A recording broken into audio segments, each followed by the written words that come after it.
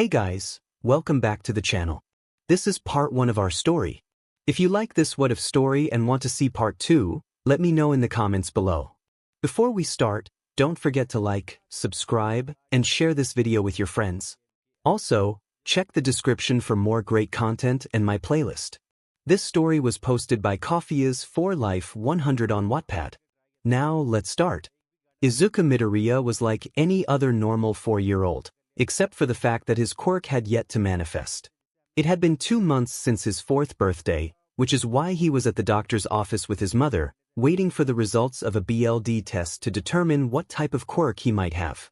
After about 7 minutes, the doctor returned and took a seat in front of them. He looked at 𝗓𝗂 and stated in a flat tone that Izuku was quirkless. 𝗓𝗂's disbelief was palpable as she processed the news. The doctor explained that Izuku had a double pinky joint, indicating he would likely never develop a quirk. Izuku sat in shock, struggling to comprehend the implications of this revelation. Thoughts raced through his mind, filled with worry about his future and what others would think. 𝗓𝗂 remained silent as they left the doctor's office.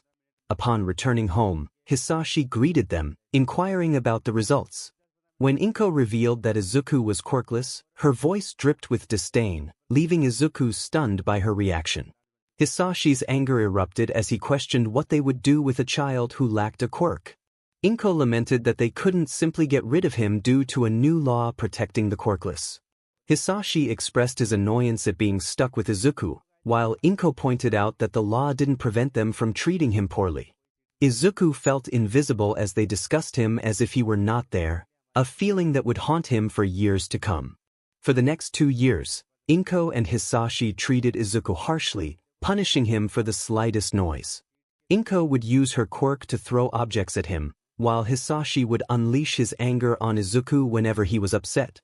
They forced him to sleep on the basement floor, and at school he faced relentless bullying for being quirkless. His classmates mocked him and used their quirks against him. On the day of Izuku's 6th birthday, 𝗓𝗂, already in a foul mood, threw a glass bottle at him, which shattered against the wall, sending shards flying and cutting his leg. He thought to himself that it could have been worse if Hizashi had been there. At school, Kaken, Izuku's best friend turned tormentor, used his quirk on him, leaving a star-shaped scar on Izuku's shoulder. As he bandaged his wounds, he wondered why this was happening to him, feeling the weight of being quirkless. When he arrived home, he noticed an unusual happiness in 𝗓𝗂 and Hizashi, which was strange since they typically greeted him with disdain. Cautiously, he approached them, only to be called over by 𝗓𝗂, who ordered him to stand in front of her. In the living room, he saw a man sitting across from Hizashi, wearing a sinister smile. Izuku felt a sense of dread as he wondered who this man was and what he was doing there. 𝗓𝗂 announced that it was time for Izuku to finally be useful, revealing that they were selling him to the man for a sum of money. She expressed excitement about moving to America, leaving Izuku in shock at their admission. 𝗓𝗂 instructed him not to resist and to do whatever the man said, while Hizashi counted the money being exchanged. Before Izuku could react, he felt a sharp sting in his neck and lost consciousness. The last thing he heard was the doctor's voice expressing satisfaction with the transaction. When Izuku regained consciousness, he found himself in a sterile cell with white walls, a single door labeled Experiment 15, and 2 cameras observing him. He wore a gray shirt and shorts, along with a collar around his neck. The door opened, and the doctor entered with another man who appeared to be made of purple mist. The doctor introduced himself as Kyudai-Garaki, or Dr. Tsubasa, and welcomed Izuku to his new home. Suddenly, a purple portal opened beneath Izuku, dropping him into a large tube filled with a strange liquid, causing him to lose consciousness once more. When he finally awoke, he was in excruciating pain, feeling as if his body had been torn apart. As he gathered his thoughts, he realized he was different, wondering what had happened to him and why everything felt altered. Footsteps approached, and the doctor expressed delight that Izuku had survived, noting he was the only one to do so. The doctor speculated that Izuku's quirkless status might have contributed to his survival. Izuku, still disoriented, managed to ask where he was. The doctor explained that he worked for an Erasure named 𝗓𝗏, who helped create powerful beings known as Nomu, which were essentially super soldiers made from deceased humans. Izuku's face twisted in horror as he listened to the doctor describe the process. The doctor noted that Izuku was an exception, unlike the others, and while Izuku panicked at the thought of no longer being considered human, the doctor merely observed him with curiosity. Tsubasa observed as he turned to his computer, typing furiously about the implications of being no longer human. He wondered what had transpired during the 6 months he had been unconscious. Izuku felt a surge of panic as he examined his hand, noticing that his nails appeared sharper and claw-like. His skin had darkened significantly. He hesitated, grappling with his new reality, and finally questioned what had been done to him. Tsubasa responded with a chilling enthusiasm, explaining that Izuku was the 15th subject of an experiment, the only one to survive.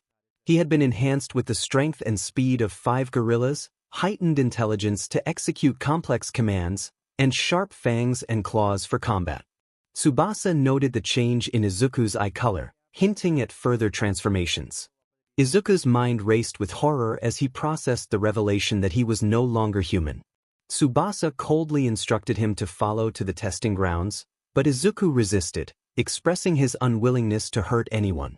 As he attempted to flee, pain shot through him, and he fell to the ground, clutching the shock collar around his neck. Tsubasa observed the failure of the obedience programming with a hint of curiosity. He asserted that Izuku would eventually learn to obey without question, his voice devoid of warmth. A year passed in a flash for Izuku, who was forced to train and hone his newfound abilities, a result of the failed experiments involving brain-dead Nomu. With no options but to fight or perish, the stress of his situation caused his once vibrant green hair to turn pitch black. He bore numerous scars, including a deep gash across his chest from a lion-like Nomu and slash marks on his leg from Tsubasa's rigorous training. Initially, Izuku had fought back, but each attempt led to severe punishments that he barely survived, thanks to his new regenerative abilities. Though slow, they provided him with a lifeline, and for now, he complied with Tsubasa's demands. One morning, Tsubasa entered Izuku's cell with an unusual cheerfulness. He announced that they could finally begin working on the new quirks he had given Izuku, derived from 2 different DNA sources, one of which belonged to 𝗬𝗓𝗁. Tsubasa explained that 𝗬𝗓𝗁 would train Izuku to master his quirk, emphasizing that he was a Nomu like Izuku and, in a way, a father figure due to their shared DNA. Izuku felt a sense of relief knowing he was no longer connected to the people who had betrayed him. 𝗬𝗓𝗁 emerged from a purple mist portal beside Tsubasa, introducing himself and assuring Izuku that he would help him master his quirk. Izuku nodded, still processing the implications of Tsubasa's words. 𝗬𝗓𝗁 informed him that they would practice in a room where Tsubasa could monitor but not hear them. He offered to remove Izuku's muzzle so they could communicate freely and even teach him basic sign language for situations when the muzzle couldn't be removed. Izuku was taken aback by 𝗬𝗓𝗁's politeness, realizing he was different from the other Nomu. He could think and communicate. 𝗬𝗓𝗁 demonstrated how his warp gate worked, and Izuku, a quirk enthusiast, quickly analyzed the technique. He concentrated on creating a small portal, and when he opened his hand, a dark green cloud materialized. 𝗬𝗓𝗁 praised his progress and encouraged him to continue practicing. Over the year, Izuku trained diligently with 𝗬𝗓𝗁, learning to create and control dark green clouds and warp gates. However, when Tsubasa discovered his abilities, he intensified Izuku's training, subjecting him to encounters with other failed Nomu and low-ranked villains. Initially, Izuku resisted orders to eliminate these foes, leading to severe consequences. Ultimately, he was forced to confront and defeat the villains after enduring punishment. He also uncovered another aspect of his quirk, the ability to temporarily erase others' quirks upon contact with his mist. This revelation came during a confrontation with a villain he had been instructed to eliminate. Izuku discovered that he could erase quirks for a duration of 5 to 10 minutes. His life was filled with daily challenges, rigorous training, and new experiments. The only comfort he found was in his private training sessions and studies with 𝗬𝗓𝗁. Over the months they trained together, Izuku and 𝗬𝗓𝗁 grew closer, with 𝗬𝗓𝗁 displaying more human-like qualities as their bond deepened, something the doctor overseeing them remained oblivious to. After their quirk training, 𝗧𝗪𝗧 taught Izuku essential knowledge for a child his age, and more, recognizing Izuku's intelligence. During their time together, they uncovered that 𝗧𝗪𝗧 had fragmented memories of his past life before becoming a Nomu. Izuku was determined to save them both, believing that with more time and better control over his quirk, he could free 𝗧𝗪𝗧. Days passed, and Izuku's journey was documented meticulously. The logs detailed the experiments conducted on him, starting with the aim of creating a super soldier with warping abilities and the power to erase quirks. The initial attempts had failed, but Izuku was the first child subject, quirkless yet full of potential. As the days progressed, he received daily doses of enhanced strength and intelligence serums, with plans to introduce enhancements to his eyesight and hearing. The doctor noted the unfortunate fate of other subjects, but Izuku showed resilience, adapting to the changes better than anyone else. As time went on, the experiments continued to evolve. The doctor decided to introduce quirk genes, aiming to create a quirk that could teleport and erase other quirks. This process was risky, and Izuku would feel the effects, even in a stasis state. After 6 months, he remained the sole survivor of the experiments designed to enhance both body and mind. His physical capabilities were significantly increased, and he was set to awaken from his capsule. Upon waking, Izuku began training to harness his newfound abilities. Despite the challenges, he retained his individuality and resisted attempts to control him. The doctor, frustrated by Izuku's defiance, employed various measures to ensure compliance, including a collar designed to prevent harm and escape. Izuku's spirit, however, remained unbroken, and he continued to demonstrate his will to fight back. As the experiments progressed, Izuku's body underwent further changes, including a shift in hair color and the development of regenerative abilities. The doctor tested these abilities rigorously, pushing Izuku to his limits. Despite the pain, Izuku's body adapted, healing wounds at an increasingly rapid pace. His appearance transformed, reflecting the intense modifications he endured. The training intensified, with Izuku facing off against mindless Nomu and eventually more intelligent opponents. The doctor hoped to mold him into a formidable fighter, unaware of the strength of Izuku's spirit. Each encounter tested Izuku's resolve, but he remained determined to reclaim his freedom and protect those he cared about. As the months rolled on, Izuku's journey was marked by struggles and triumphs. He continued to defy expectations, proving that even in the face of adversity, hope and resilience could shine through.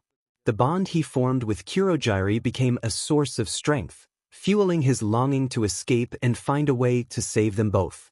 The individual had completely black hair and dark green eyes, devoid of any white in the irises. Their ability to use claws was quite remarkable, although it had adopted fighting techniques from the villains it had encountered.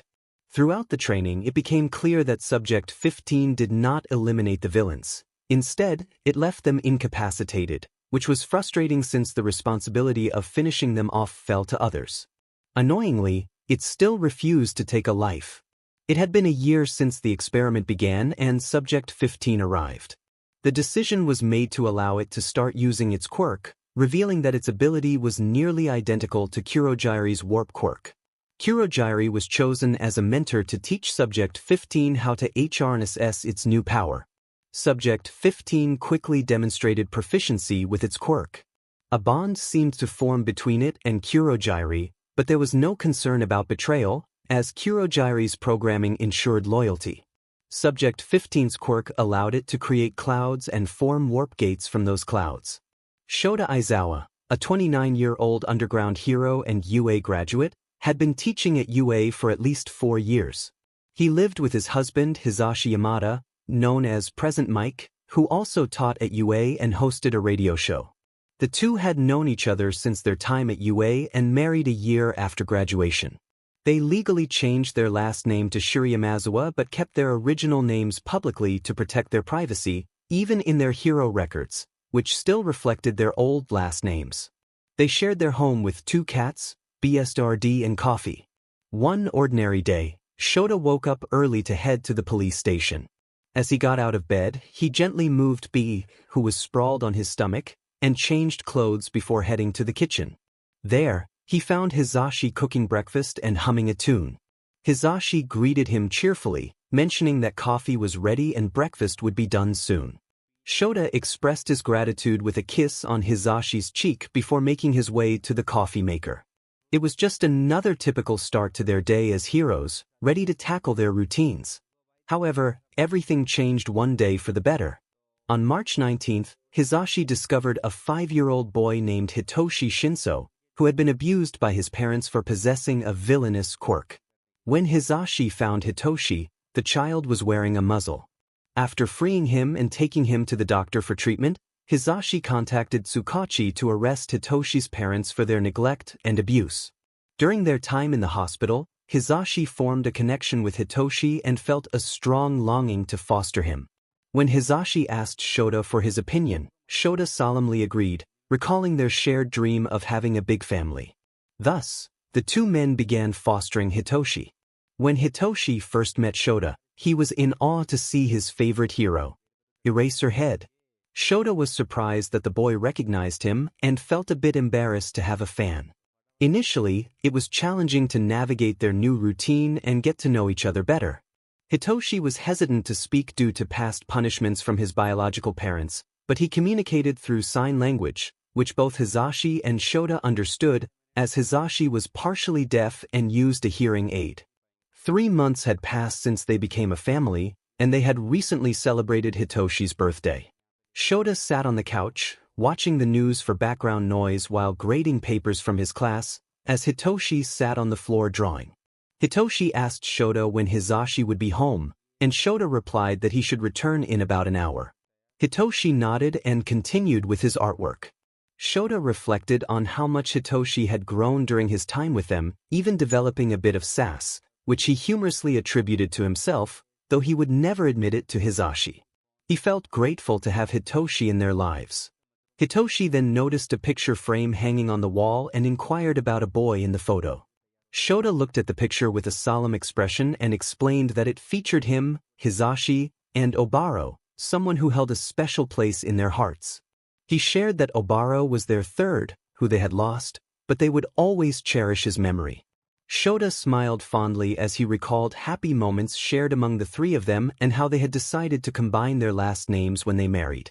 Hitoshi listened with shock and sympathy, expressing that Oboro sounded like an amazing person. Shota added that Oboro had been the first to suggest they have children, whether through adoption or quirks, believing they would be great teachers and parents. Suddenly, the news channel switched to breaking news about a serious car crash. The report detailed a villain attack near the airport that had resulted in many civilian injuries. During the pursuit of the villain, the criminal had attempted to throw a car at the heroes. Despite the chaos, the heroes managed to dodge the attack and subdue the villain. A civilian car was caught in the attack, and it turned out to belong to the Midoriya family.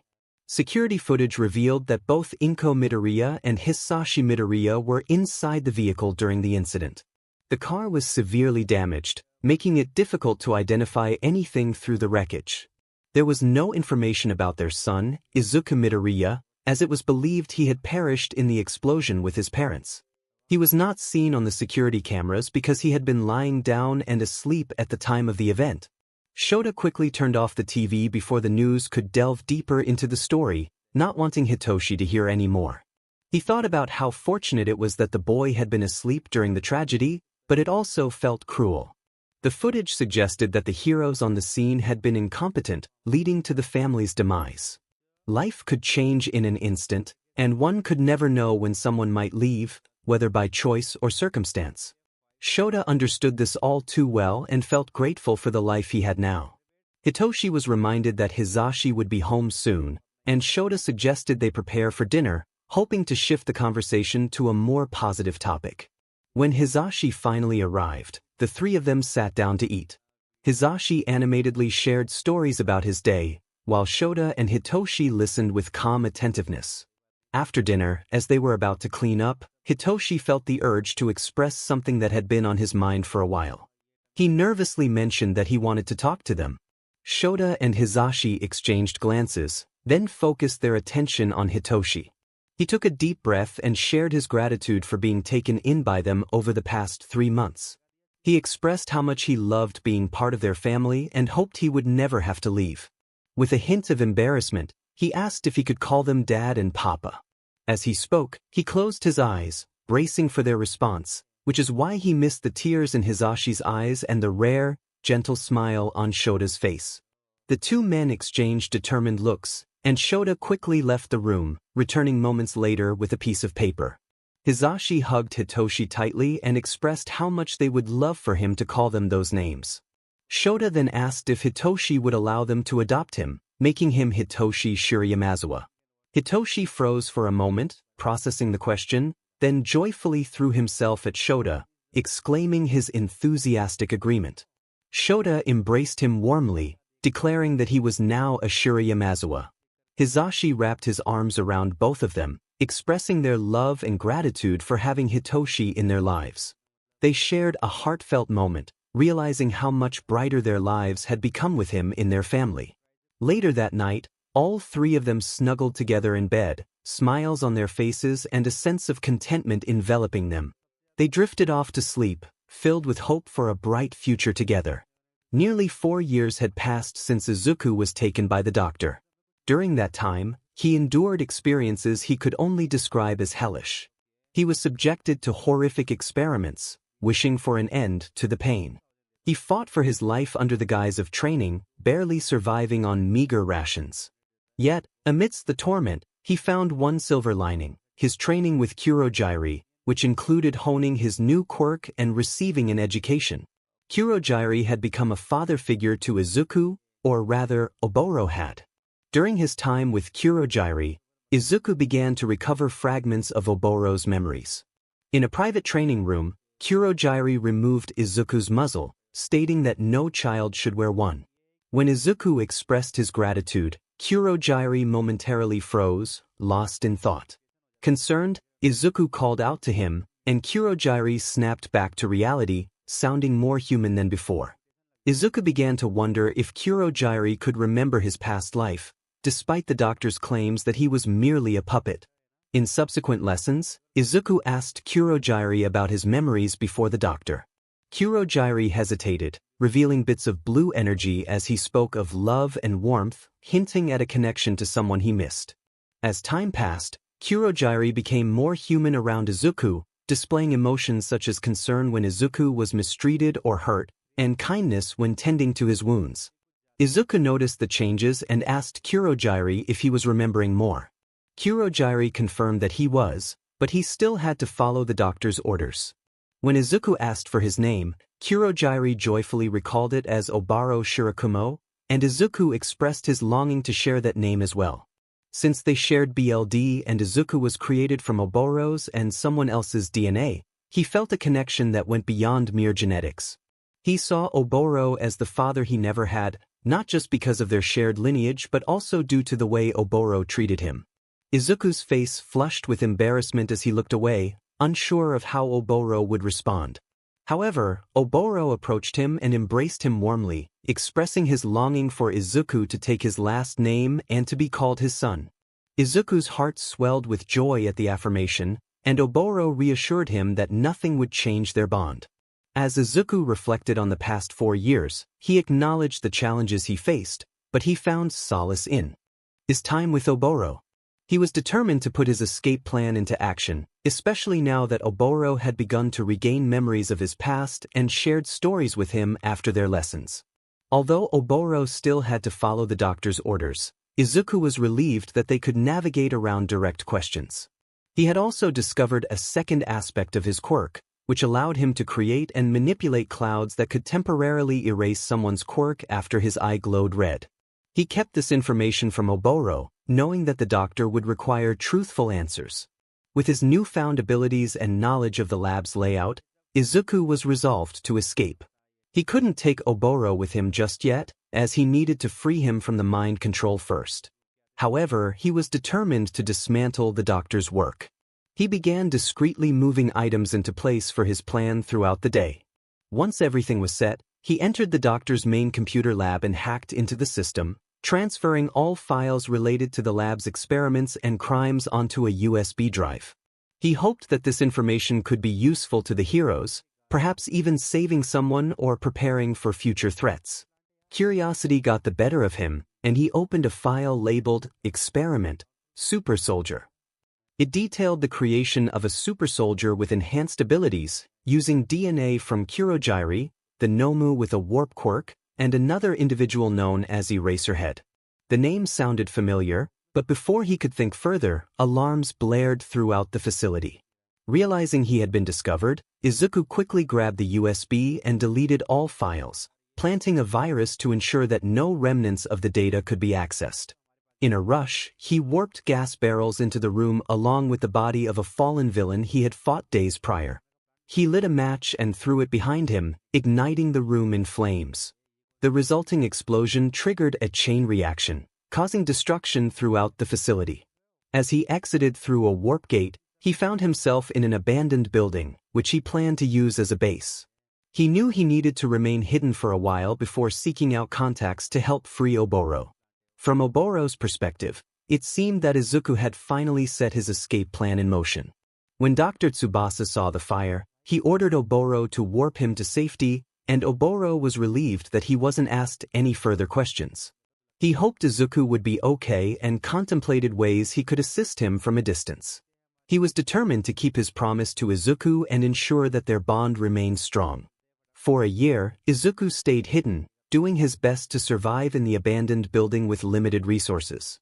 He trained daily with his quirk and practiced various fighting styles and parkour techniques. Oboro occasionally sent care packages with food to random locations, hoping they would reach Izuku.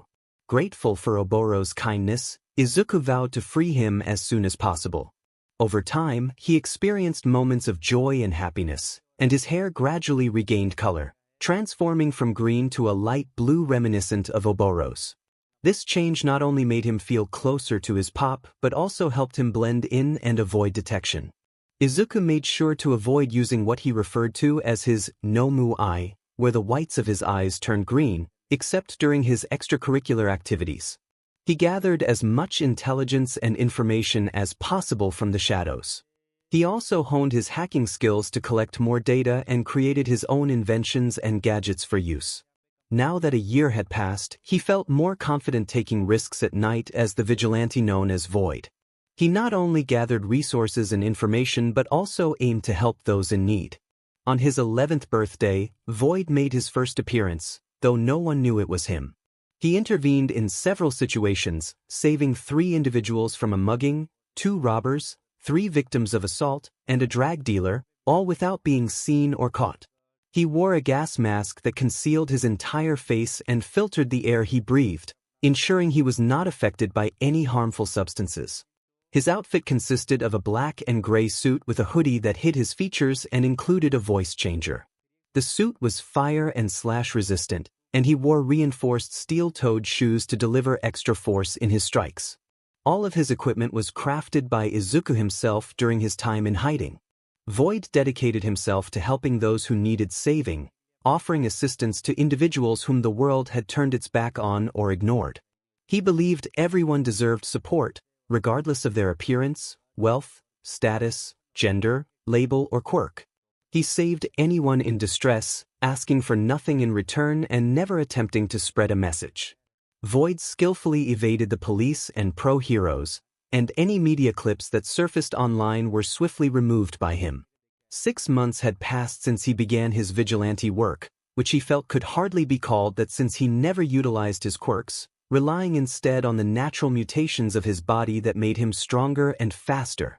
His rigorous training and yoga kept him agile and stealthy. It had been easy to avoid the heroes and police, and he seemed to be gaining favor with many civilians due to his unbiased approach. His father still sent random care packages to various spots in the city, which he appreciated as reminders to stay strong for him and never give up. During these 6 months, he had established connections with information brokers to learn about the materials he needed to free his father. Currently, he was on patrol in the Red Light District, an area in Mizudafu known for its high crime rate due to the lack of hero presence. This area was often associated with individuals possessing weaker or villainous quirks, and it received little media coverage. Izuku believed that everyone deserved to be saved, regardless of their quirks. After an hour of patrol, during which he had thwarted a robbery and confronted an offender, he stumbled upon what appeared to be a drag deal. He remained hidden on the rooftops, inching closer for a better view to overhear their conversation. In the alleyway, a buyer pointed toward a case held by a dealer, asking if it was what he had requested. The dealer confirmed, cautioning that it was still in the testing phase. The buyer, uninterested in the details, expressed his longing for anything that would enhance his quirk temporarily. As the transaction concluded, the buyer inquired about rumors of temporary quirk erasing bullets, to which the dealer revealed that they were indeed in the experimental phase. However, he added that they were aiming for permanent quirk erasing bullets, which sent a chill down Izuku's spine. He realized that they were using a child as part of their twisted experiments, and he felt a surge of determination to make them pay for their actions. As soon as he noticed the split paths, he decided to pursue the buyer first.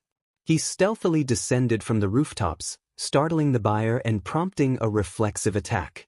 Izuku easily dodged the punch, sidestepping and striking a pressure point on the side of the buyer's neck, rendering him unconscious. He secured the buyer to a streetlight and messaged his favorite detective, alerting him about the villainous buyer for pickup. After ensuring the buyer was out of reach of any potential threats but easy for the police to find, he set off to interrogate the dealer. 3 weeks later, Izuku stood on a rooftop with a child in his arms, watching as a building burned and police arrested villains. He laughed, feeling a sense of triumph. The fire, while not directly his doing, was a result of the villain's own quirks, and he counted it as a victory. It had taken less time than expected to interrogate the criminals and hack into their systems to uncover more about their organization, which was part of a larger criminal network. He was relieved to have rescued the child named Eri, who had been subjected to horrific experiments to create quirk erasing bullets. He knew that all it took was a strand of her hair to replicate the bullets, making the villains' efforts futile. He had dismantled their plans and destroyed their life's work, leaving the police to handle the aftermath while ensuring that all information regarding the quirk erasing bullets was obliterated. He had even taken measures to prevent the dealer from using his quirk again, ensuring that he could no longer inflict harm. Eri was gently encouraged to leave their current location, her grip on the costume tight as she expressed her fear of separation.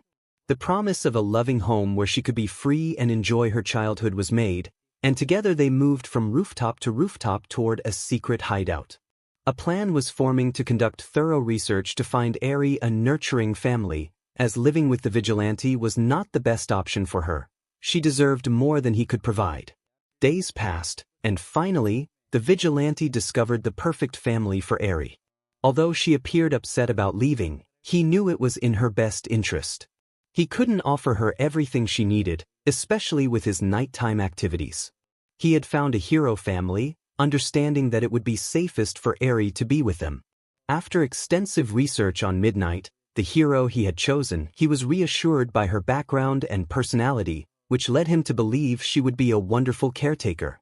He was surprised to learn she was married to the pro-hero Snipe. He had done everything possible to ensure that Midnight and Snipe would be the right choice for Eri, providing not only the essentials but also the life skills and emotional support she would need after her traumatic experiences. The challenge now was to find a way to transfer Eri to them without attracting unwanted attention or causing her further distress. Eri called out to him, and he turned to her, reassuring her that she could simply call him Void or Aizu. When she expressed her hunger, he quickly prepared an apple for her, cutting it into slices. Her eyes lit up with delight at the sight of the fruit. He reminded her that today was the day she would meet her new family, explaining the potential risks of his activities. Eri understood the dangers but expressed her trust in him, calling him her hero. He explained that the safest way to hand her over would be during one of Midnight's patrols, which meant he would have to leave quickly before any questions arose. Eri felt a bit sad but looked at him with bravery, asking for one last hug. He embraced her, grateful for her courage, and allowed her to finish her apple slices before they set off to find Midnight. Using a copy of Midnight's patrol schedule, he disguised himself with blonde hair and red contacts, blending in with civilian clothing. He bumped into Midnight while pretending to flee from something, carrying Eri into an alleyway. Concerned, Midnight followed him, and when she caught up, she found them at the end of the alley. He stuttered slightly as he pleaded for her help, quickly placing Eri in Midnight's arms before running away, using his quirk to vanish before she could react. Midnight looked down at Eri, smiling gently as she inquired about their situation. Eri handed her a letter from Izuku, explaining everything that had happened and expressing hope that the hero would care for her. After reading the letter, Midnight's expression shifted to one of shock and sympathy. She reassured Eri, promising to take her to the police station to share the information and meet her husband before taking her home. Eri, feeling nervous but trusting Aiza's judgment, agreed. A year passed since Aiza became void. He checked in on Eri several times, pleased to see she was thriving with her new family. His skills in combat had improved, and his reputation grew among villains, who now hesitated at the mere mention of his name. While the heroes and police remained unaware of his true identity, he continued to operate in the shadows, making a name for himself in the fight against crime. It was a surprisingly quiet night, with little criminal activity to disrupt the peace. It was a quiet day until the sounds of a fight caught my attention. Curious, I moved closer and was surprised to find Eraserhead engaged in battle with 6 opponents. One man was dressed entirely in black, with a gray scarf, while 3 of the attackers had mutation quirks, one with crab claws, another sporting a lion's head, and the last resembling an elephant with tusks. The remaining 3 wielded weapons, including one with a quirk related to their hair, another with a finger gun ability, and the last appeared to manipulate electricity, as evidenced by a nearby electrocuted ATM machine. Eraserhead was already injured, and with the villains possessing mutation quirks and the others armed, the situation looked dire for the hero. Without hesitation, I leaped into the fray, landing on the one with crab claws and knocking them out. I swiftly turned my attention to the lion-headed villain, allowing them to swing at me before countering with my extendable bow staff, striking them on the head and rendering them unconscious. This provided Eraserhead with the opportunity to handle the other 3 villains without mutation quirks, making quick work of them. My focus shifted to the last opponent with a mutation quirk as they charged at me like a stampeding elephant. I easily seized their arm and flipped them over, causing them to hit the ground hard and lose consciousness. Standing up, I noticed Eraserhead staring at me in surprise, which was understandable given that the villain had been 3 times my size. Before he could say anything, I tossed him my first aid kit so he could tend to his injuries. He caught it instinctively and began to patch himself up while I secured the remaining villains with zip ties. Once I finished, I quickly departed, hearing Eraserhead calling after me, urging me to stop, but I was already too far away to respond. That day marked an interesting 12th birthday for me. I had met Eraserhead and assisted him in battle. So, this was the man who was technically my father. My dad was right. Aizawa certainly looked like he could use a nap. I figured this might be the only time I would ever see him. Aizawa reflected on how wonderful it had been since Hitoshi entered their lives and officially became part of the family. He felt like the missing piece that neither he nor Hizashi had realized they needed. Hitoshi had come out of his shell and developed a bit of an attitude, much like Aizawa himself. He had expressed a longing to become a hero, prompting them to start self-defense lessons and training for the UA exam.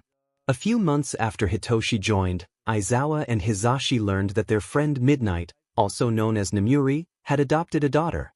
They were shocked and thrilled for her, having known Nemuri since high school. She had always wanted a family but had faced challenges that prevented her from having one of her own. She shared the story of how she met the child and the circumstances that led to her adoption. Over time, the girl began to open up and act like a child again. Nemuri was excelling as a mother, and Snipe enjoyed his role as a father. They visited often, becoming so close that Eri referred to Hizashi as Uncle Zashi, Hitoshi as Toshi, and Aizawa as Unclezawa. Learning that Eri had been rescued from the 𝗧𝗵𝗲, specifically by someone named Void, was a surprise. Rumors circulated about this new vigilante who had taken down the 𝗧𝗵𝗲 and left the aftermath for the police to handle. Aizawa had first heard of Void when Detective 𝗧𝗵𝗲 mentioned him as a possible contributor to the downfall of the 𝗧𝗵𝗲. It had been a year since Eri's rescue, and the police had begun to uncover more about Void's past activities. Aizawa had recently been assigned to the case, hoping to bring Void in. The vigilante's methods were impressive. He never used excessive force, always prioritized rescues, and rarely revealed himself unless necessary. He had only spoken in Eri's case, and even then, she had shared little about him, wanting to protect her savior. As Aizawa prepared for his night patrol, he had already said goodbye to Hizashi and Hitoshi. The night was uneventful, involving the stopping of a few thugs and feeding some stray cats. Just as he was about to conclude his patrol, he spotted 6 thugs attempting to rob an ATM. 3 of them had mutation quirks, while the others likely possessed emitter or transformation quirks.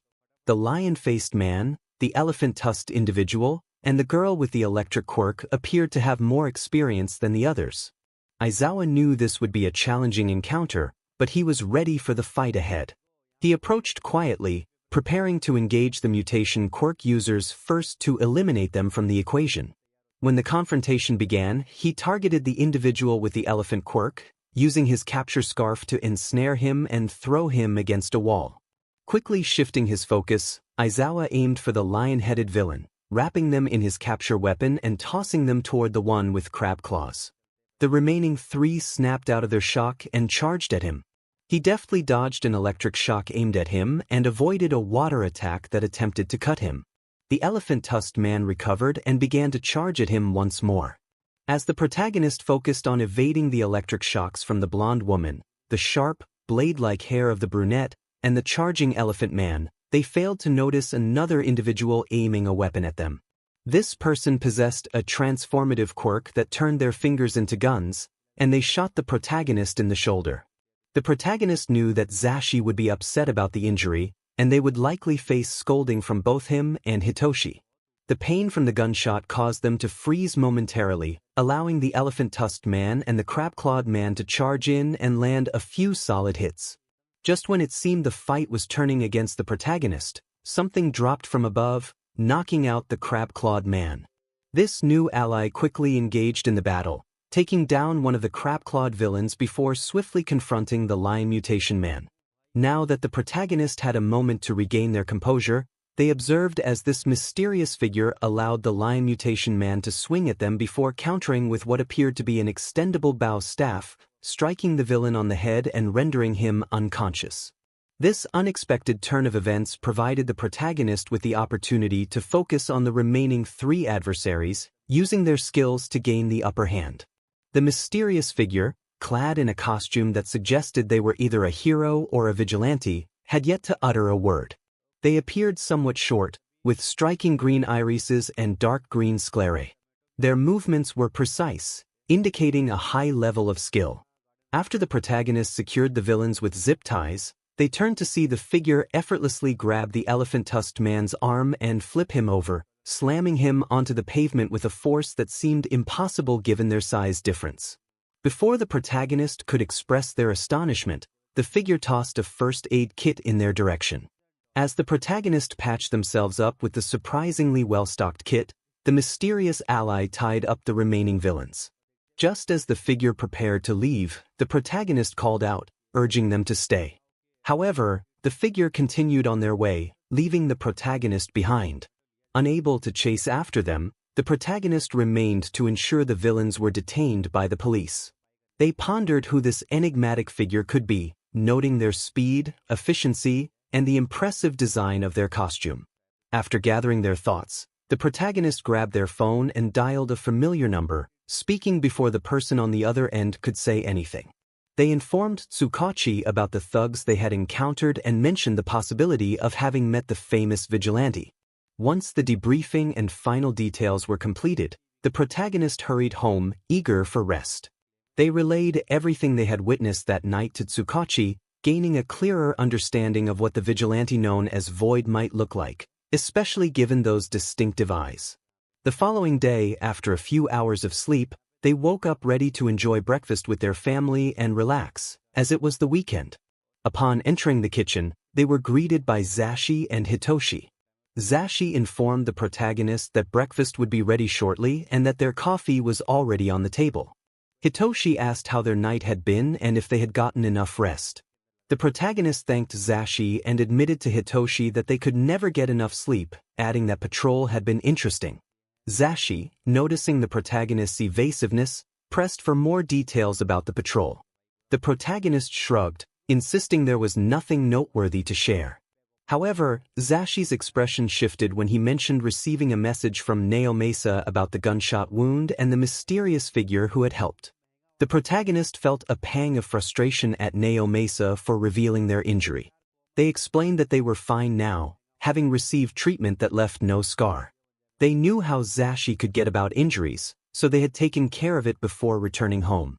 Hitoshi, amused by the situation, remarked that the protagonist might still face trouble with their father. The protagonist admitted to patching themselves up quickly after the fight and receiving care from a nurse, noting that they would likely have been more injured if not for the intervention of Void. Hitoshi's excitement peaked as he learned about the vigilante, expressing admiration for Void's reputation as the silent hero who helped those often overlooked by others. He shared that he had been following information about Void, revealing that the vigilante patrolled areas neglected by many heroes, providing hope to those in need. The protagonist was taken aback by Hitoshi's knowledge and enthusiasm, asking how he had gathered such information. Hitoshi, slightly embarrassed, admitted to visiting forums dedicated to the vigilante, revealing that he had once been saved by Void himself. The protagonist and 𝗧𝗓𝗓 were shocked, eager to hear the details of Hitoshi's encounter. Hitoshi recounted how he had been pulled into an alleyway by a thug while returning from the grocery store, only to be rescued by a figure with striking dark green eyes and irises. After some investigation, Hitoshi concluded that the individual he had encountered was a vigilante. This discovery led him to learn much more about this mysterious figure, and he became an enthusiastic supporter of their efforts. He expressed his frustration, while Hizashi let out a sigh of relief. Hitoshi conveyed that he had nearly been mugged but chose not to inform them, adding that there was more information about the vigilante online than the police had in their database. Exhausted, he remarked that it was quite the revelation. However, Hitoshi redirected the conversation, asking about Void's fighting abilities. He was eager to know if they were as impressive as rumored. Hitoshi explained that from what he had observed, Void was a highly skilled fighter who acted within the bounds of self-defense, even when using his quirk.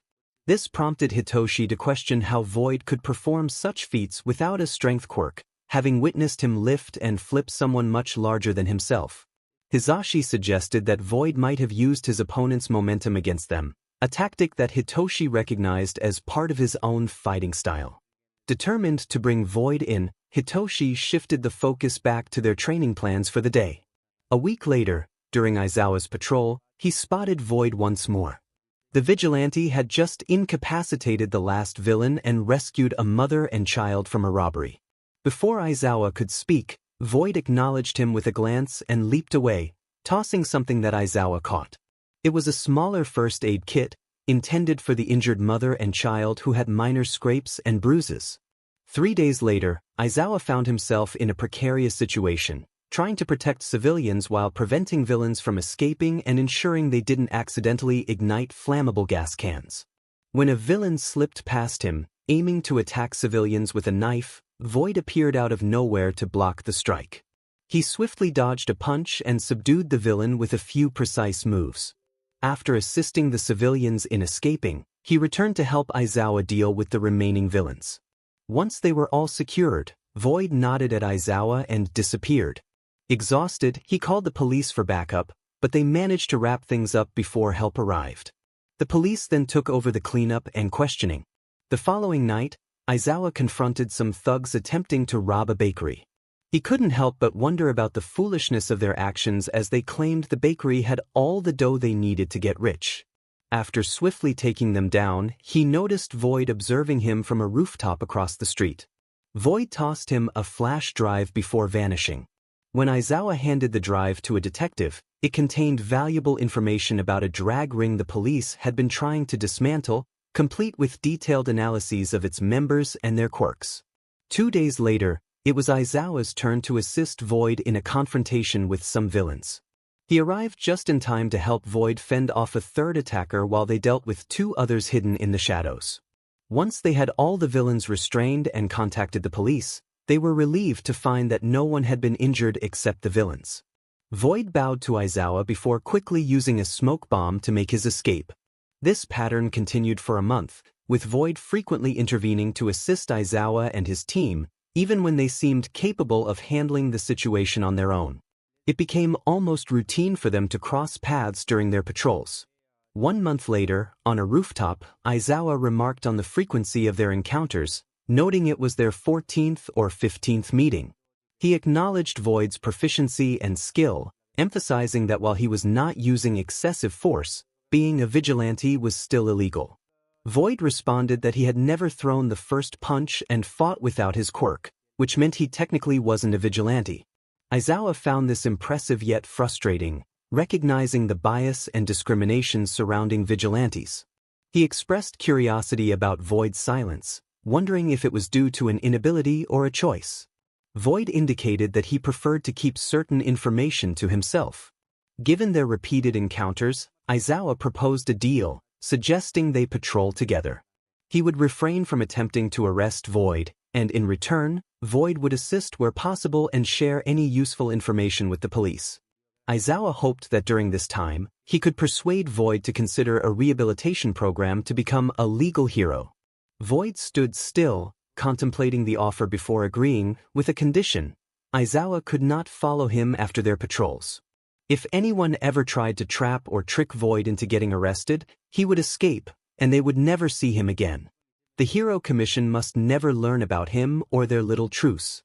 The gas mask he wore would stay on. If anyone attempted to remove it, he would cut all contact with them and the police. Finally, if they had his back, he would have theirs. Void conveyed this with a serious expression, tilting his head slightly at the end. Eraserhead stood there, processing the information he had just received, then nodded in agreement. It seemed fair, especially since Void wanted to keep his identity a secret. He handed his phone number to Void, indicating it was for emergencies or if he had any information to share. They both set out together to continue their patrol. As Void reflected on their encounters, he couldn't help but wonder how he kept running into Eraserhead. The first meeting had been intentional, but the subsequent 13 times felt like coincidences. He dismissed the idea of a tracker. Eraserhead appeared just as surprised and frustrated each time they crossed paths. Void sighed as he spotted him again. He had no personal issues with the hero, aside from mild annoyance at his attempts to apprehend him. In fact, Eraserhead was one of the few true heroes who genuinely cared, and Void had heard kind stories about him from Pop, who reminisced about their high school days together. When Eraserhead confronted him about breaking the law and being a vigilante, Void quickly signed that he wasn't a vigilante since he never used a quirk and only fought in self-defense. It was amusing to see Eraserhead's shocked expression upon realizing that all of Void's strength was natural and not related to any quirk.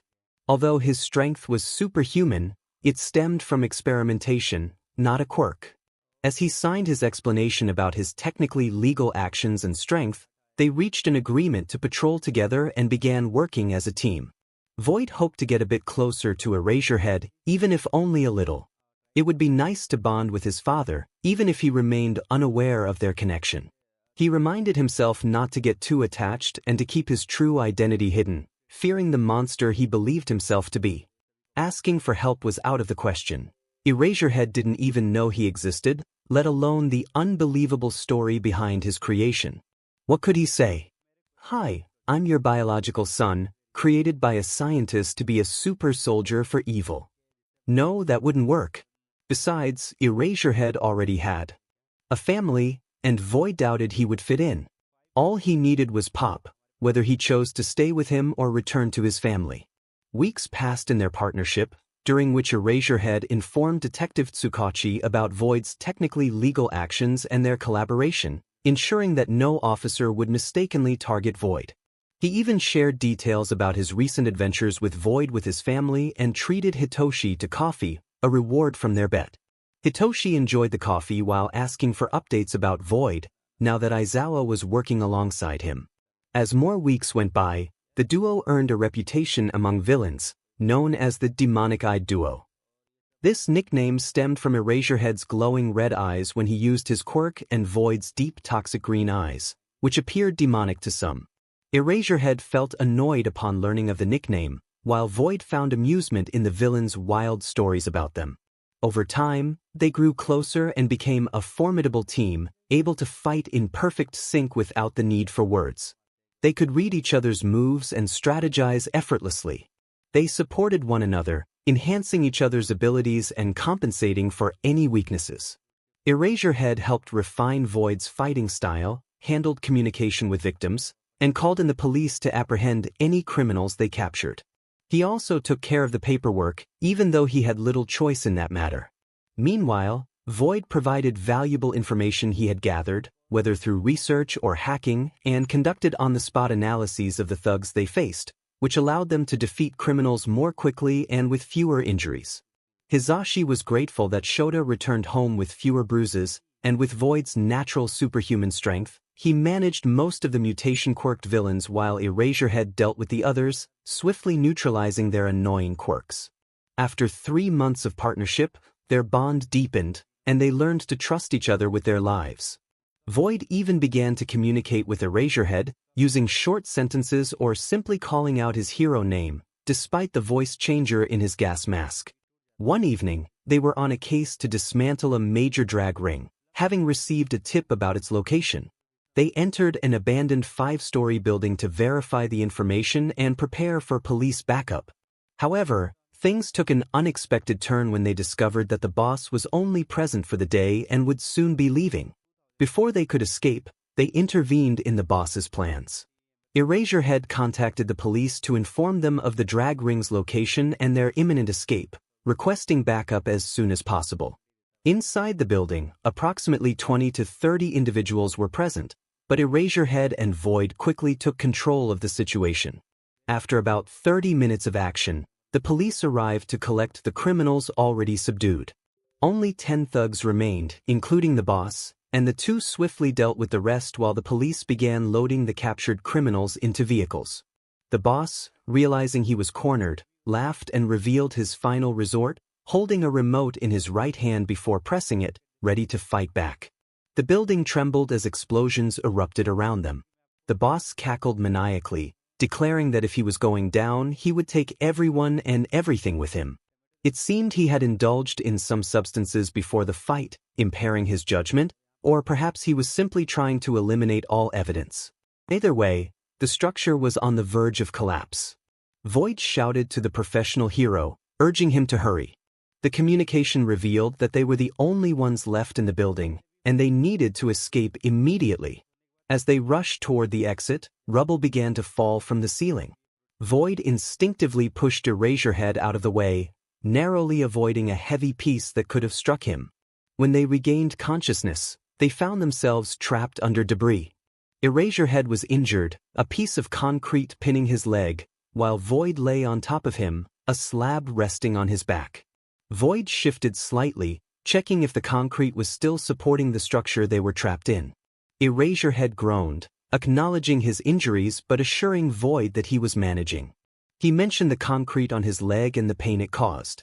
𝗬𝗏 reassured him that he was fine and could move off him since the weight was no longer a threat to their safety.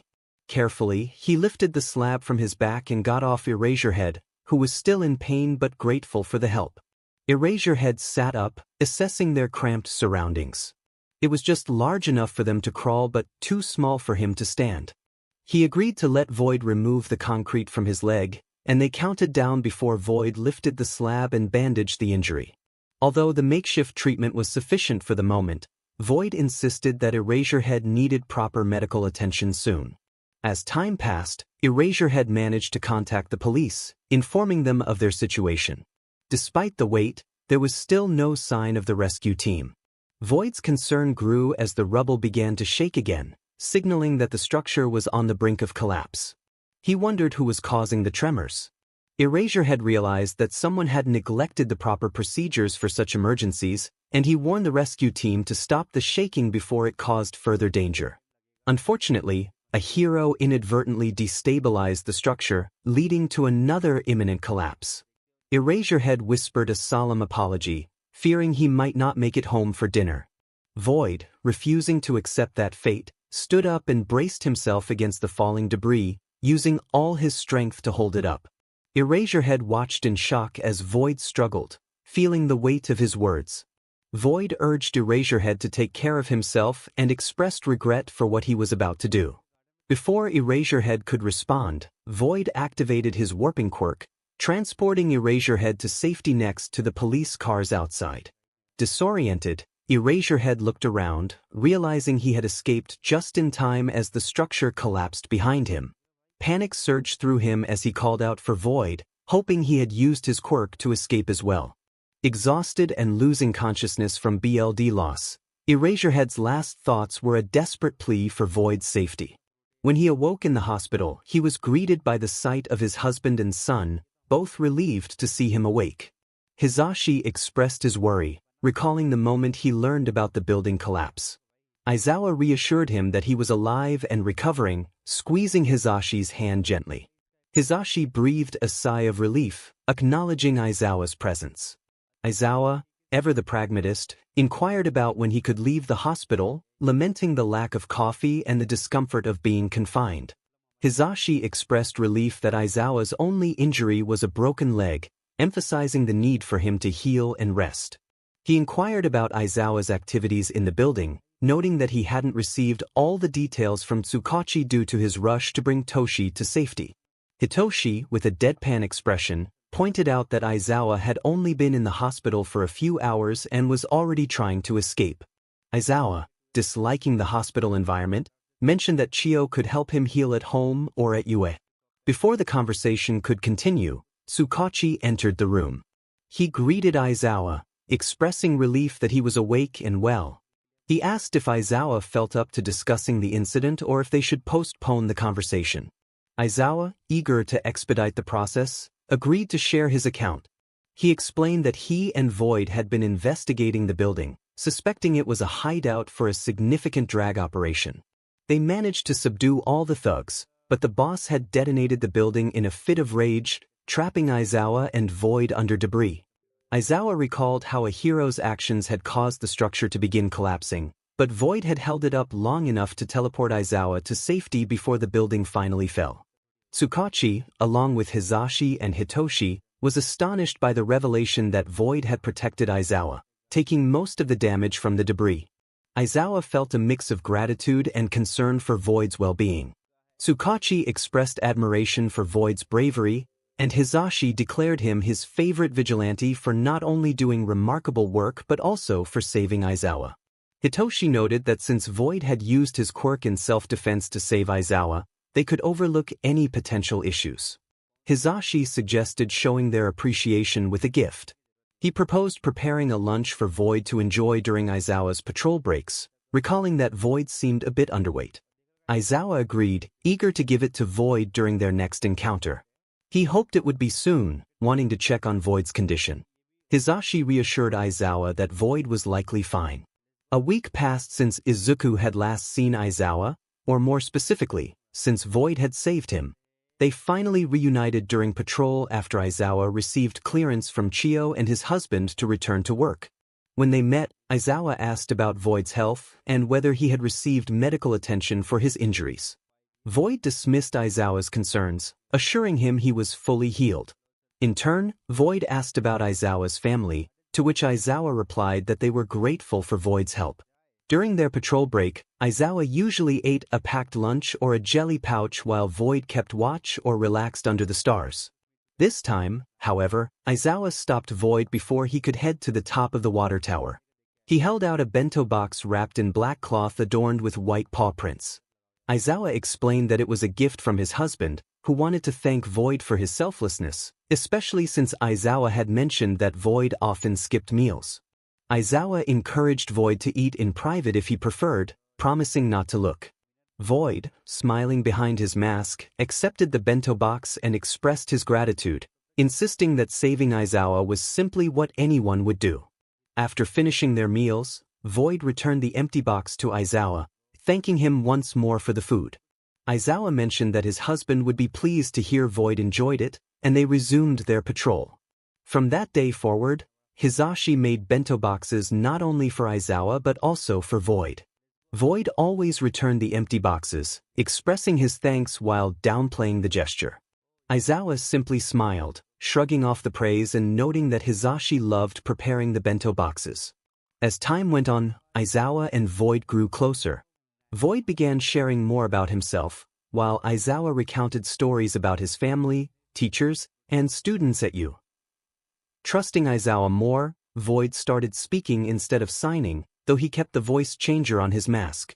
He even allowed Aizawa to pat his head. Aizawa found himself calling Void kid, or problem child, upon realizing that Void was still under 18. Time passed quickly, and Void realized he needed to become less active if he wanted to attend U. Without raising suspicion, he informed Erasure that he would be scaling back his activities and was pleasantly surprised when Erasure did not question him, only asking if he was safe. Grateful for the trust between them, Void recognized that he needed to confide in Erasure about his past and the doctor he was concerned about. Even if it meant that Erasure might never view him the same way again if he discovered that Subject 15 was Void himself. One night, before they concluded their patrol, Void asked Erasure to check something for him. He had uncovered information related to a kidnapping ring and requested that Erasure share it with 𝗍𝗬 and 𝗧𝗏𝗁. Erasure, curious about why he should involve 𝗍𝗬, pocketed the flash drive and agreed to help. Void explained that there might be survivors at the location on the drive, but the information could be confusing, and 𝗍𝗬 would be able to provide clarity. Void's demeanor was different, and Erasure sensed that this case weighed heavily on him. Void expressed gratitude, emphasizing the urgency of stopping the perpetrator and hoping 𝗍𝗬 could uncover more information. When Erasure arrived at U. to present the flash drive to 𝗍𝗬 and 𝗧𝗏𝗁 in 𝗍𝗬's office, they were all taken aback by the disturbing content. The drive contained details about 15 individuals who had been kidnapped or sold, all of whom had undergone experiments and perished, except for one subject. There was a separate file detailing the horrific experiences of this child, which Void had likely found unsettling. Erasure understood why Void appeared shaken. Anyone who read such material would be affected. However, Void had made the right choice in bringing this to their attention, as 𝗍𝗬 would ensure justice for those involved. 𝗍𝗬 noted that the experiments seemed aimed at creating a super soldier with a specific quirk, prompting 𝗧𝗏𝗁 to inquire about the nature of the quirk they were attempting to develop. 𝗍𝗬 speculated that they were trying to replicate Aizawa's quirk, as they had used his DNA in their experiments. Erasure was shocked to learn that his BLD had been taken after a past incident, a topic that was still painful for him. 𝗧𝗏𝗁 asked if they had managed to replicate Aizawa's quirk, but 𝗍𝗬 clarified that they had only manifested another individual's quirk from the DNA structure, mentioning 𝗬𝗁𝗎 without revealing the specifics of the quirk. 𝗍𝗬's demeanor shifted as he expressed his determination to find those responsible, his laughter echoing with a hint of mania as he held a cup of tea. 𝗧𝗏𝗁, feeling uneasy, cautiously asked if there was a chance the victims had survived. 𝗍𝗬 paused, taking a moment before responding that survival depended on various factors, including their mental state. The images from the location indicated a grim reality, leaving both 𝗧𝗏𝗁 and Erasure with clenched fists, their knuckles turning white from tension. 𝗧𝗏𝗁 thanked 𝗍𝗬 for the information and promised to bring any evidence found at the site the following day before bowing and departing. Erasure decided it was time to leave as well, not wanting to worry Void. 𝗍𝗬 reminded him to thank Void for the information and to encourage him to join U. As the entrance exam was only a month away. Erasure was one of the few who knew that Void was still a child, and he was determined to protect that trust while hoping to welcome him into his class. As Erasure left, he reflected on Void, hoping that the meeting would end on a positive note. The time for the U. exams finally arrived. In the months leading up to the exams, Izuku made sure that his time as Void would not interfere with his potential enrollment at the school. He had created a schedule 3 months prior, ensuring that during his patrols, he would get at least 3 to 4 hours of sleep and 4 to 5 hours of patrol time, all aligned with Eraserhead's schedule. Izuku had taken precautions to ensure that it wouldn't seem suspicious if Void began patrolling less on the same day U. started. Standing in front of the U. gates, he was ready for the exam. He had created fake documents for himself, adopting the name Izuku Shirakumo, which was his father's last name, something he knew his father would appreciate. He had also used that name for the online classes he took while in hiding. Dressed in comfortable workout attire, consisting of gray sweatpants and a long-sleeve compression shirt, he opted for this outfit since he technically had no school uniform and didn't want to hide his scars in the changing rooms later.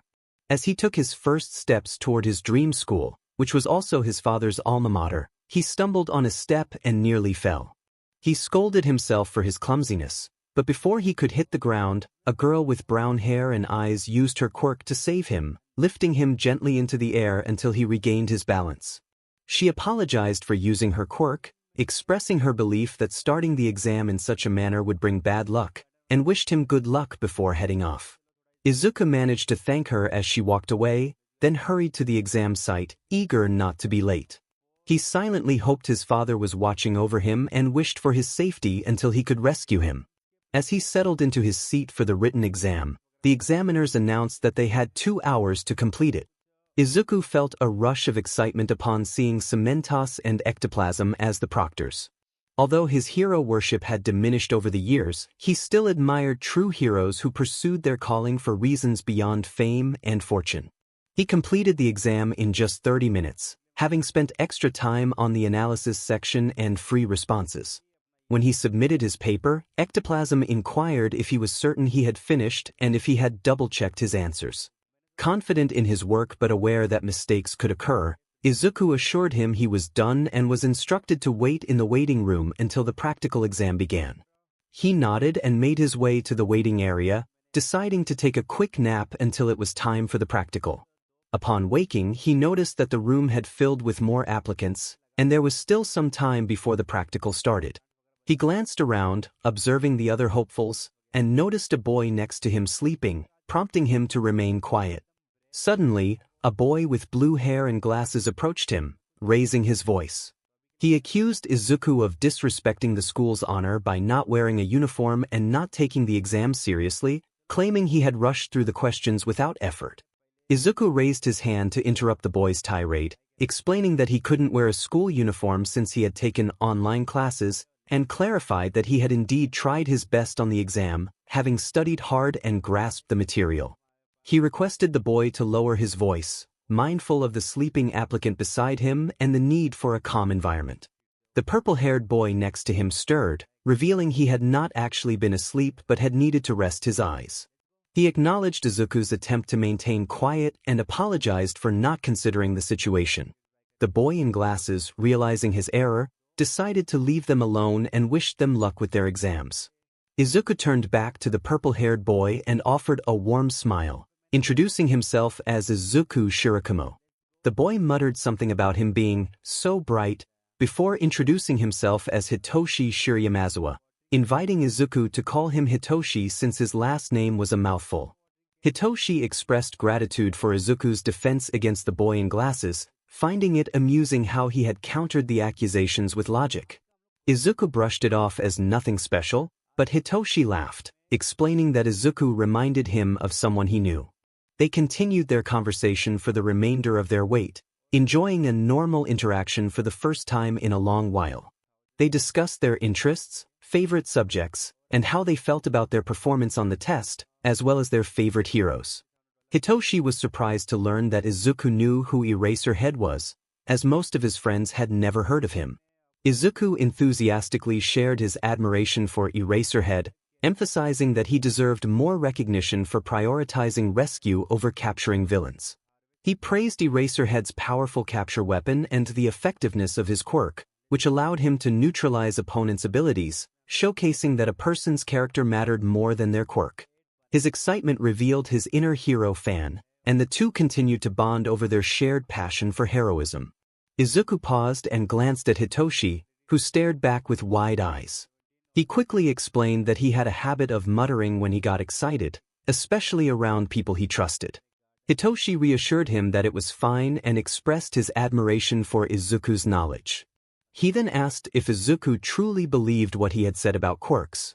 Izuku confidently replied that a quirk does not define a person, Rather, it is the person who shapes their quirk. There are no inherently villainous or heroic quirks, just quirks themselves. Hitoshi hesitated for a moment, unsure of how to respond, but before he could say anything, the instructors announced that it was time to begin the practical exam. As they entered the auditorium, they took seats next to each other. Once everyone was settled, Present Mike burst in, full of energy. He greeted the UA candidates and asked if they were ready for the practical exam. Hitoshi and Izuku exchanged mischievous glances, both thinking that they were participating to support each other and to make Present Mike proud. Izuku stood up while Hitoshi remained seated, both shouting enthusiastically. Present Mike was thrilled to see their excitement and proceeded to explain the rules of the exam, detailing the point values for each type of robot.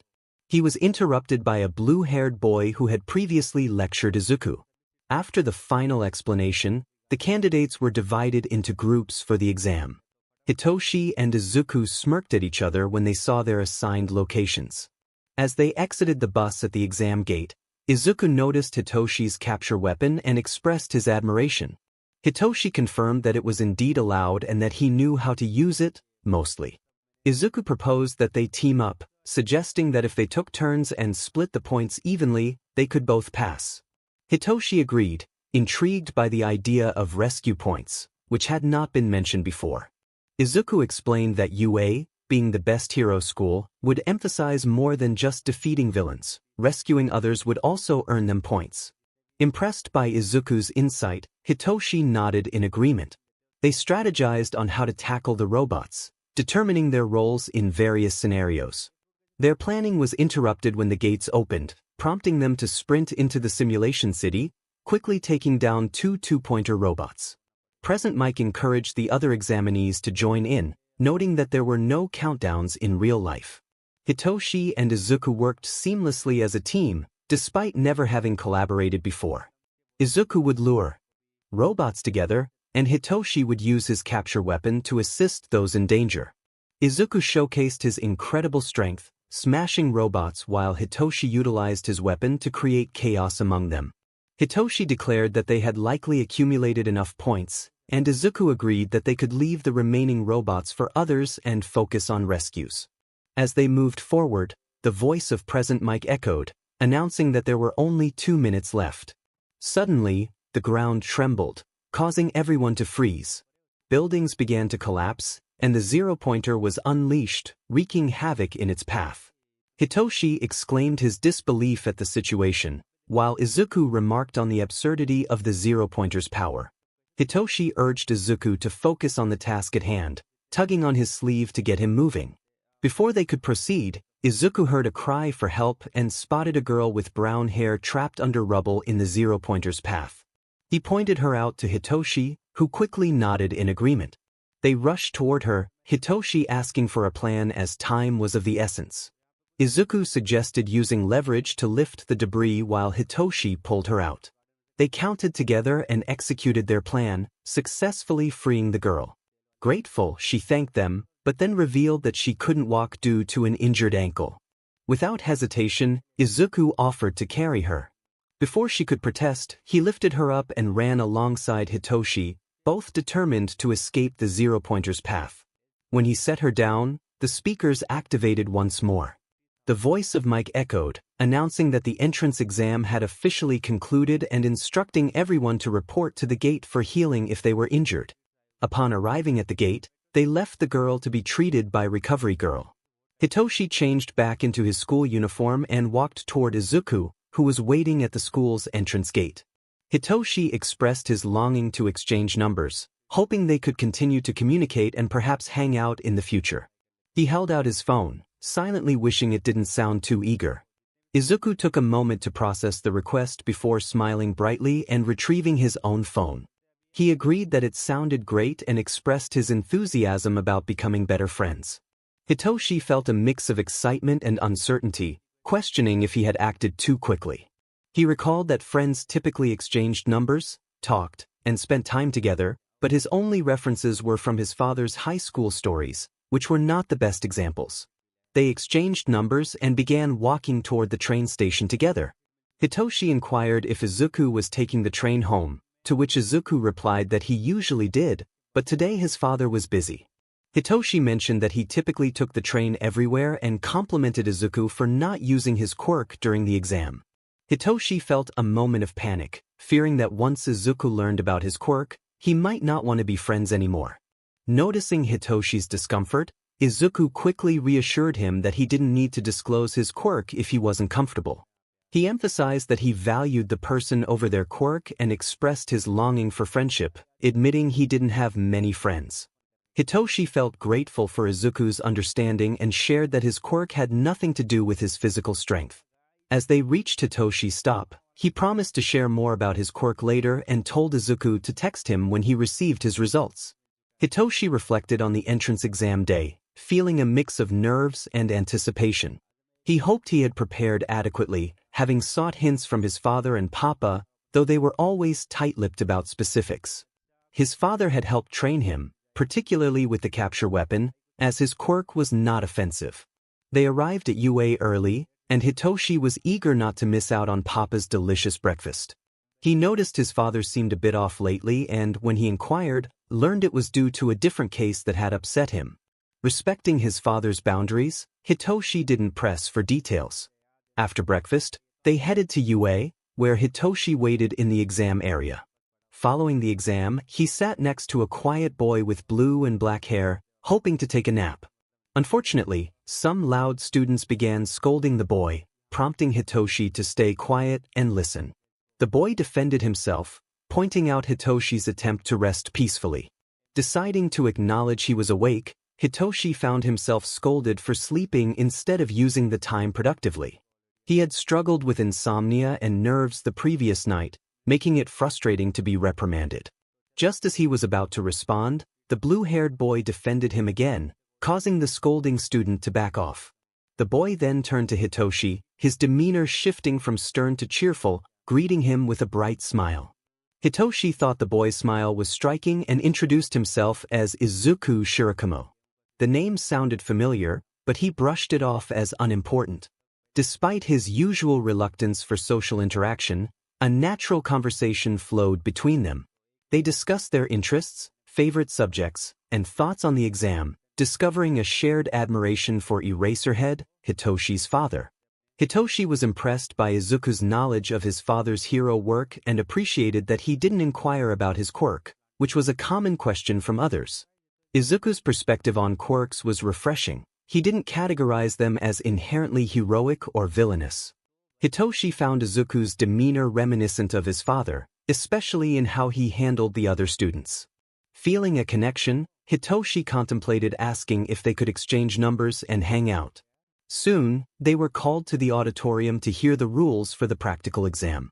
When Pap emerged in his present mic persona, trying to energize the audience, Shirakumo and the narrator exchanged a glance and cheered together, feeling a sense of unity. Although the narrator typically preferred to avoid the spotlight, they felt it was worth it this time, especially with Shirakumo by their side. Seeing the joy on Papa's face made the moment of embarrassment worthwhile. Once the explanation of the practical exam concluded, they were permitted to change into more suitable attire. The narrator donned black sweatpants and a purple t-shirt, with their capture weapons slung around their neck. Upon reuniting with Shirakumo, they began strategizing for when the gate would open. Shirakumo offered several insightful points about the exam that the narrator had not considered. As the gates opened, they sprinted in together, working as a team to take down robots and assist other examinees. Aizawa woke up feeling drained from the events that awaited him that day. His mood was further dampened by the recent case handed to them by Void. They had sifted through all the evidence available, leading to the grim conclusion that everyone had perished in the explosion, except for the doctor and a person named Kurojirai. No other bodies were found, aside from some deceased nomus and low-ranked villains who had not succumbed to the explosion. It was suspected that the explosion was caused by Subject 15 or Midoriya, who had likely perished in the blast he created while attempting to destroy the facility that had caused him so much suffering. It was a miracle they had gathered as much information as they had, primarily thanks to Void and Izuku. After finishing their preparations, they headed to UA for the entrance exam, filled with hopeful heroes. Hitoshi appeared anxious about the day ahead, but Aizawa was confident in his abilities, knowing how hard he had trained. If Hitoshi were to fail the practical exam, which Aizawa doubted, he could still enter through the sports festival, just as Aizawa had done. He affectionately ruffled Hitoshi's hair before he and Mike made their way to the faculty lounge to finalize the setup for the entrance exam. Mike gave Hitoshi one last hug before following Aizawa to the lounge. After being pulled by Sho to the auditorium for the practical exam explanation, Mike transformed into his hero persona, aiming to uplift the atmosphere. He understood that the exam could be stressful for many applicants, so he made it his mission to lighten the mood each year, despite Shota's skepticism. As the examinees entered the auditorium, Mike attempted to raise their spirits. He enthusiastically asked the UA candidates if they were ready for the practical exam, and to his surprise, he received not one but two cheers in response. Spotting Hitoshi and another boy with blue and black hair exchanging smiles, Mike felt touched that Hitoshi, who typically shied away from attention, had cheered for him. Energized by the moment, Mike continued explaining the practical exam, his enthusiasm undeterred by any interruptions, and finished before bouncing off to find Sho and share the news. In the control center, Aizawa stared at the monitors alongside the rest of the faculty, observing the applicants. He noticed Hitoshi and another student rushing through the gates as soon as they opened, while the other applicants hesitated. Disappointedly, he acknowledged that there were no countdowns in hero work. A few minutes later, Mike entered, brimming with energy. He excitedly shared that he had received cheers from two applicants, one of whom was Hitoshi. Aizawa was taken aback, questioning if it was truly their Hitoshi, the introverted and attention-averse boy. Mike confirmed it, his joy radiating as he explained that Hitoshi had cheered alongside another student, both smiling at each other. Aizawa noted that this revelation was likely the source of Mick's happiness. Mike expressed his pride, stating that he was already planning to make Hitoshi's favorite meal to celebrate his completion of the exam, but now he intended to add dessert as well. Aizawa playfully warned him not to create a mess in the kitchen, recalling a past incident that was not Mick's fault. Instead of dwelling on that, Mike turned his attention back to the monitors, asking Aizawa how things were progressing. Aizawa replied that nothing particularly noteworthy was happening, but 𝗧𝗍 pointed out two examinees collaborating effectively. Midnight then remarked that one of them appeared to be Hitoshi, who was working with another applicant to take down robots and assist others. It seemed that both Hitoshi and his companion had come to realize that the exam involved more than just accumulating villain points. 𝗬𝗵𝗲 remarked on how well the two applicants were collaborating, despite having only met that day. As they observed the other candidates, it was evident that most were now focused on fighting for points, given the dwindling number of robots available. 𝗧𝗍 then announced that they would see if any of the applicants could handle the next challenge, pressing a large red button. The observers exchanged glances, noting the mischievous delight in 𝗧𝗍's demeanor. His past experiences had likely shaped his enjoyment of testing others, but it seemed he was relishing this moment a bit too much. Attention shifted to the screen, where the applicants' reactions to the formidable zero-pointer were displayed. Many fled in fear, while a few chose to ignore it and target other robots. However, shock rippled through the group as they witnessed two applicants charging directly toward the zero-pointer. Power Loader questioned their decision, while 𝗧𝗍 explained that they were attempting to rescue another applicant trapped beneath debris. The two in question were Hitoshi and the boy he had been working alongside since the practical exam began. The boy effortlessly lifted a large piece of rubble, allowing Hitoshi to pull the girl to safety. They quickly retreated from the robot, only to halt when they heard Mike announcing that the exam had concluded. Ectoplasm noted the boy's impressive strength, speculating that he must possess a unique quirk. Curious, I inquired about the boy's identity, and 𝗧𝗍 revealed that his name was Izuku Shirakumo, and he had not used his quirk throughout the exam. A sense of recognition washed over me at the mention of the last name, prompting a shared glance among Nem, Zashi, Austin, and me.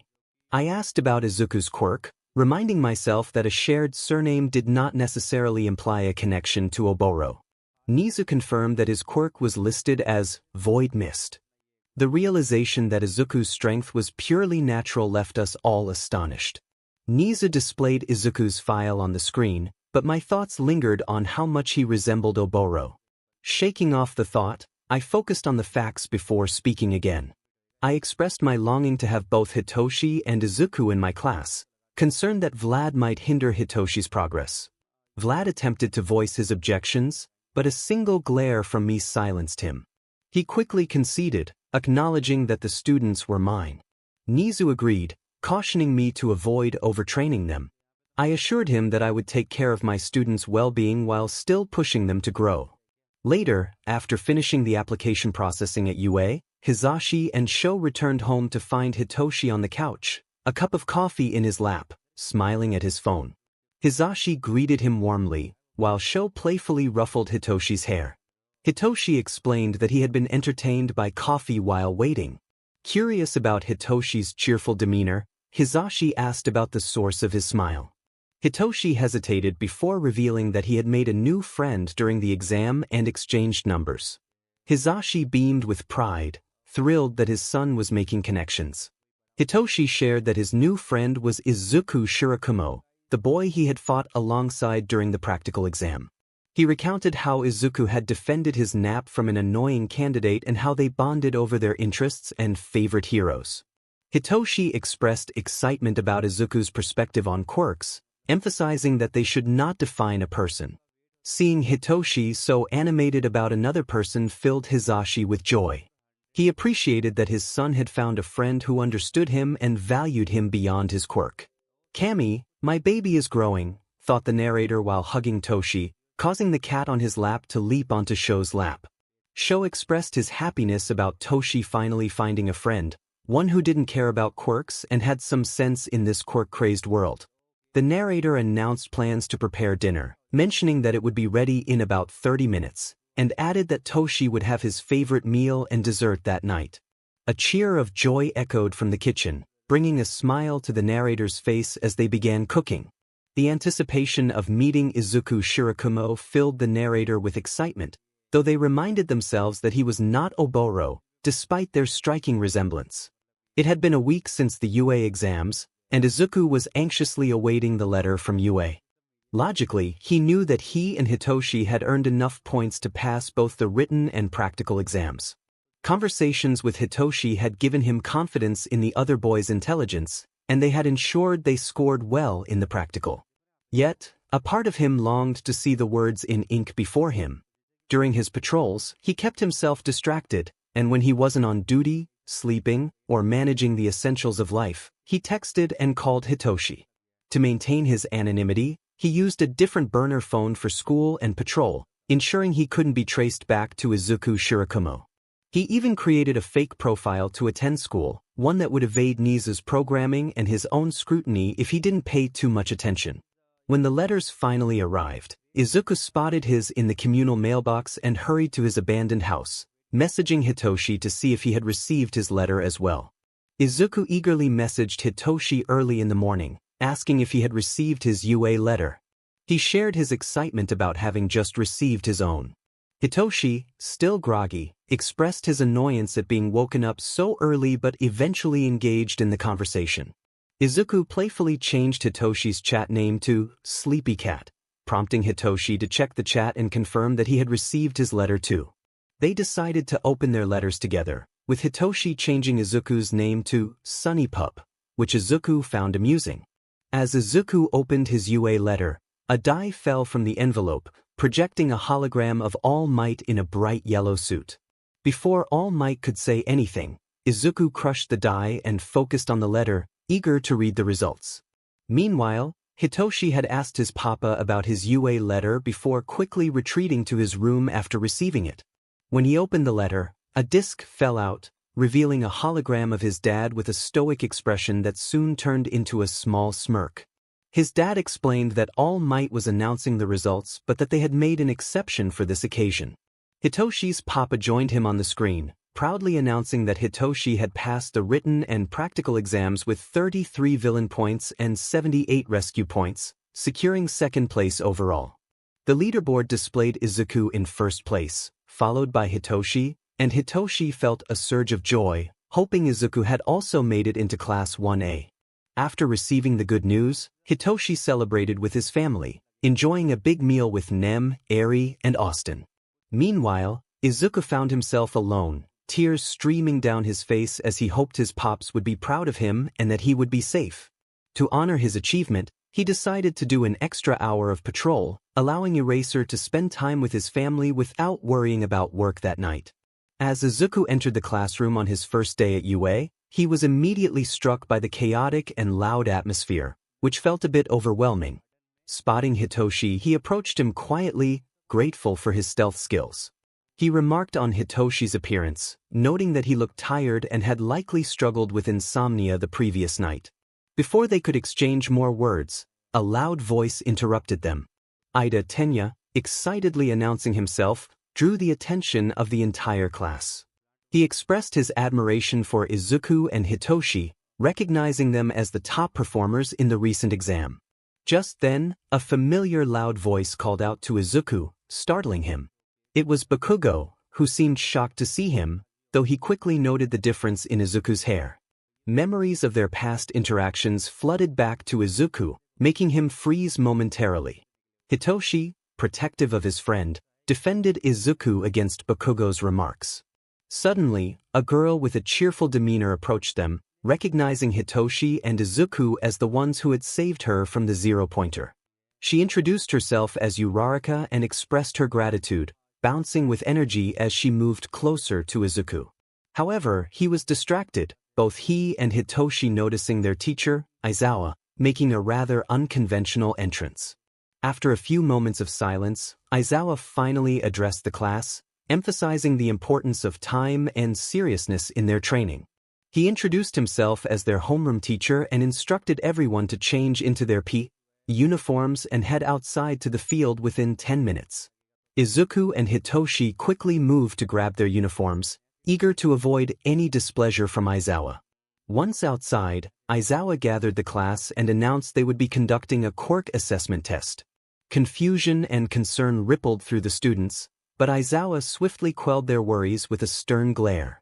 He explained that UA operated differently from other schools, allowing him to run his class as he saw fit.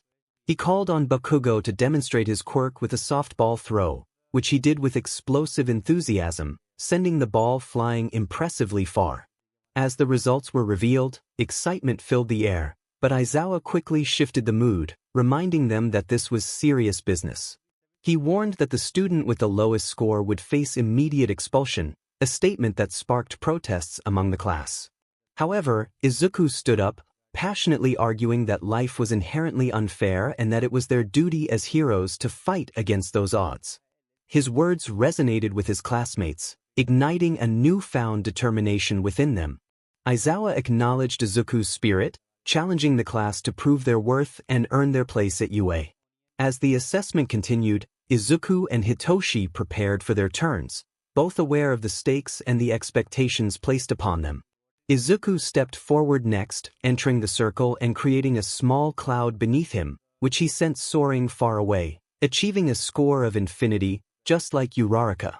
The class erupted in cheers, congratulating Izuku on his impressive feat. As he returned to Hitoshi, he leaned in to ask a question about the upcoming tests.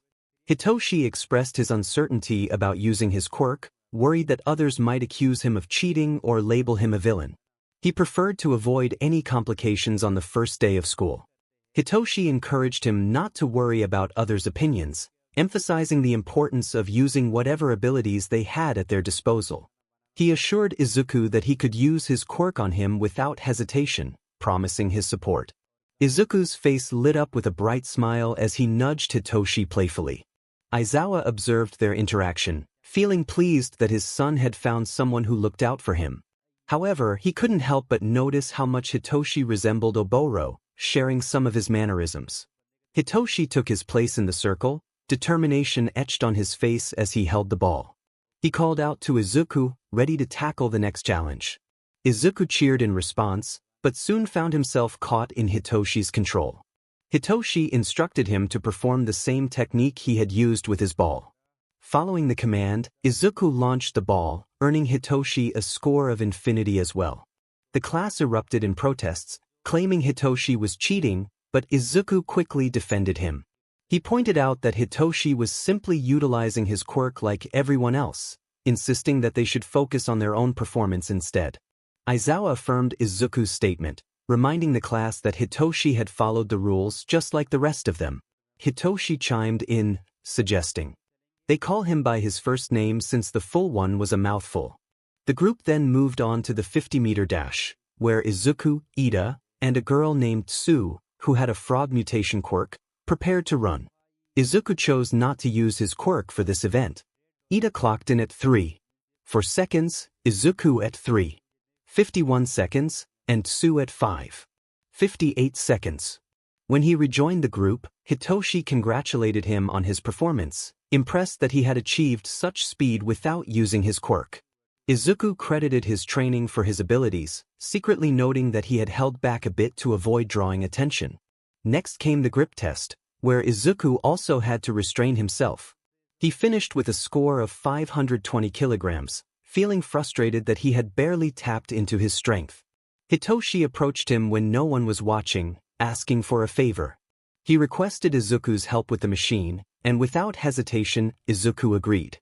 However, due to the vague nature of the request, he ended up using a significant portion of his strength, resulting in a score of 1,000 kilograms. Aizawa raised an eyebrow in surprise, curious about how they had achieved such a result. The standing long jump was next, and Izuku was eager to participate, finally able to use his quirk. When it was his turn, he created a small green cloud and rode it to the other end, smiling with joy. Aizawa observed him, feeling a pang of nostalgia as he was reminded of Oboro. He noticed that Hitoshi seemed to catch on to Izuku's quirks, which mirrored his own. When it was Hitoshi's turn, he again asked Izuku for assistance with his quirk. Izuku readily obliged, providing Hitoshi with a cloud ride. Once Hitoshi reached the other side, he playfully suggested that he should get to nap on Izuku's cloud sometime. Izuku jokingly agreed, teasing that he wouldn't deprive him of such a comfortable resting place. The toe touch exercise followed, where everyone performed admirably, and then came the side step, which yielded average results for most. Afterward, the long run began, and Izuku was excited to participate. He initially ran alongside the others, but as many began to tire, he grew bored and decided to ride on one of his clouds, lying back comfortably as it glided around the track at a steady pace. Noticing that Hitoshi was about to drop out, Izuku created a larger cloud beneath him, inviting Hitoshi to join. He reassured Hitoshi that if anyone questioned them, he would simply say it was a hero assisting another hero, encouraging him to relax and enjoy the ride. Izuku reminded everyone to keep their arms and legs inside the cloud at all times. Hitoshi looked at him with curiosity but soon relaxed, enjoying the comfort of the fluffy cloud beside Izuku. Aizawa decided to end the endurance test himself, noting that the only remaining participants could continue indefinitely, especially Yaoyorozu, who would keep going until the fuel in her motorcycle ran out. He announced that he would reveal the results, ranking everyone from best to worst, as it would be inefficient to go through each individual result. As the projector displayed the rankings, the class eagerly scanned the board to see their positions. Izuku and Hitoshi exchanged smiles upon discovering they had secured first and second place. However, their attention quickly shifted to the invisible girl, who was visibly upset about her last place finish. Aizawa then revealed that he had been joking. No one would be expelled, as it had merely been a logical ruse. The class erupted in a mix of anger and relief at the deception, but Izuku and Hitoshi understood that Aizawa was serious about expelling anyone who had not taken the test seriously. Momo expressed her regret for not clarifying sooner, and Hitoshi and Izuku shared a knowing glance. Hitoshi smirked as he glanced at his father, then remarked that Aizawa would have expelled the first-place winner, given his reputation as Erasure head. Izuku chimed in, noting Aizawa's infamous history of expelling entire classes he deemed unworthy. Hitoshi continued, describing Aizawa's low mortality rate among his students, thanks to his rigorous teaching style that prepared them for real hero work. As Izuku leaned on Hitoshi's shoulder, they both adopted a nonchalant demeanor, impressing their classmates with their knowledge of Aizawa's methods. The class stared at the duo in awe, but before they could react, Aizawa commended them for their insights and dismissed the class, instructing them to change and shower if needed, as they had remedial classes the following day. As Aizawa walked away, the students remained in a state of shock, processing everything they had just learned, while Hitoshi and Izuku strolled to the locker room, smirking at each other. Izuku's alarm clock beeped, waking him from a restless sleep of only 3 hours. The previous night had been exhausting, filled with numerous patrols alongside Erasure.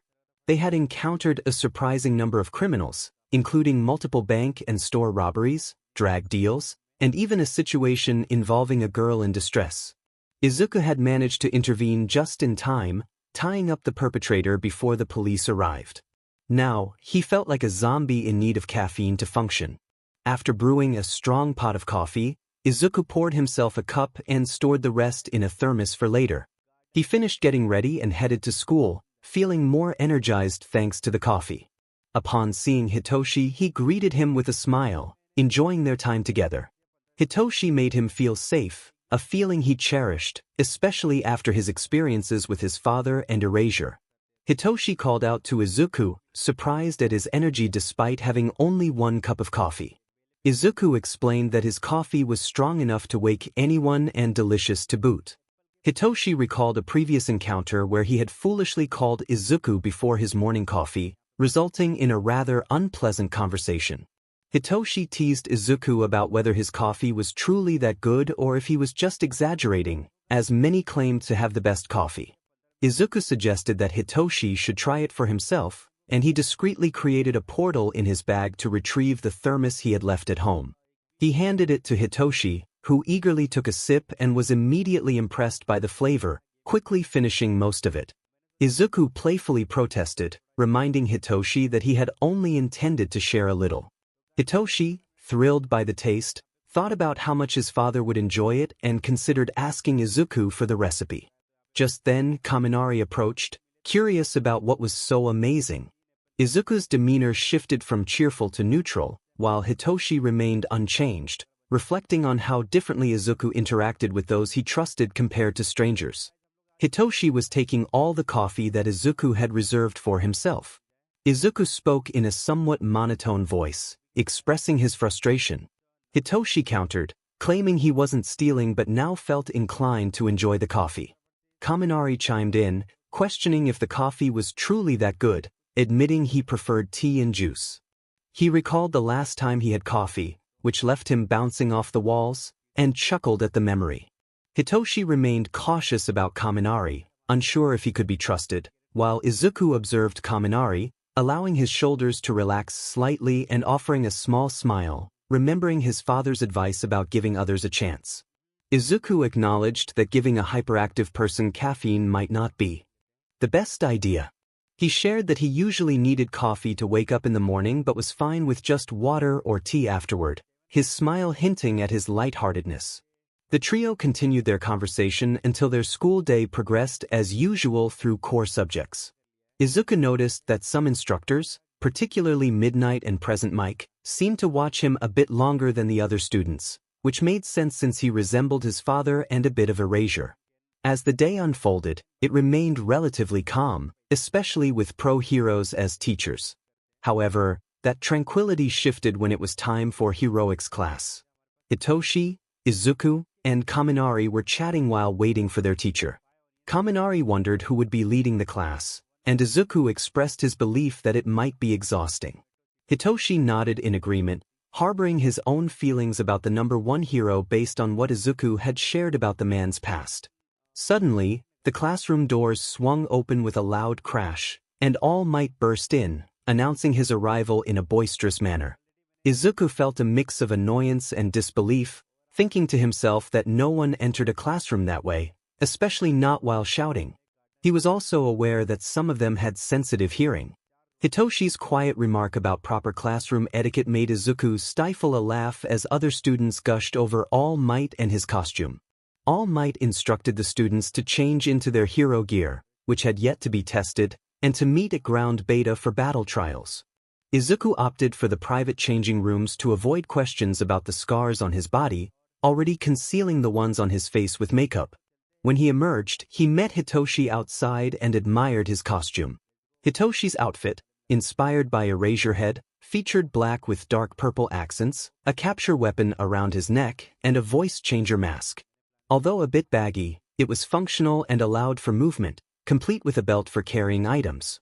Izuku thought about how Hitoshi must have received help from his parents in designing the costume, appreciating its practicality and bravery in wearing a mask. Izuku complimented Hitoshi on his appearance, noting how much he resembled Eraserhead and speculating on Mr. Aizawa's reaction. Hitoshi expressed gratitude for the voice changer idea, admitting it would be useful, while also complimenting Izuku's costume. Izuku's hero outfit was distinctly different from his vigilante attire, ensuring no connection to his alter ego, Void. His costume mirrored Eraserhead's but featured dark blue and green accents. Instead of a capture weapon, he had a collapsible bow staff and a utility belt filled with gadgets he had created. A notable difference was his hood and gas mask, which concealed his face. As they arrived at ground beta, they found All Might waiting with several other students. Izuku was taken aback by the variety of costumes, some of which seemed to hinder movement or lacked adequate protection. All Might praised the costumes and announced the start of battle trials without proper training or explanation of the rules. Izuku felt compelled to speak up, voicing his concerns about the premature trials. He pointed out that many costumes lacked necessary protection and mobility, citing specific examples of his classmates' outfits. Hitoshi discreetly texted his father about the situation unfolding with All Might, aware of the potential risks involved. Uraraka's costume felt restrictive, making her doubt her ability to run or work effectively in heels. Yaoyorozu's outfit was overly revealing. She needed a costume infused with DNA technology and a wrist screen instead of a cumbersome book.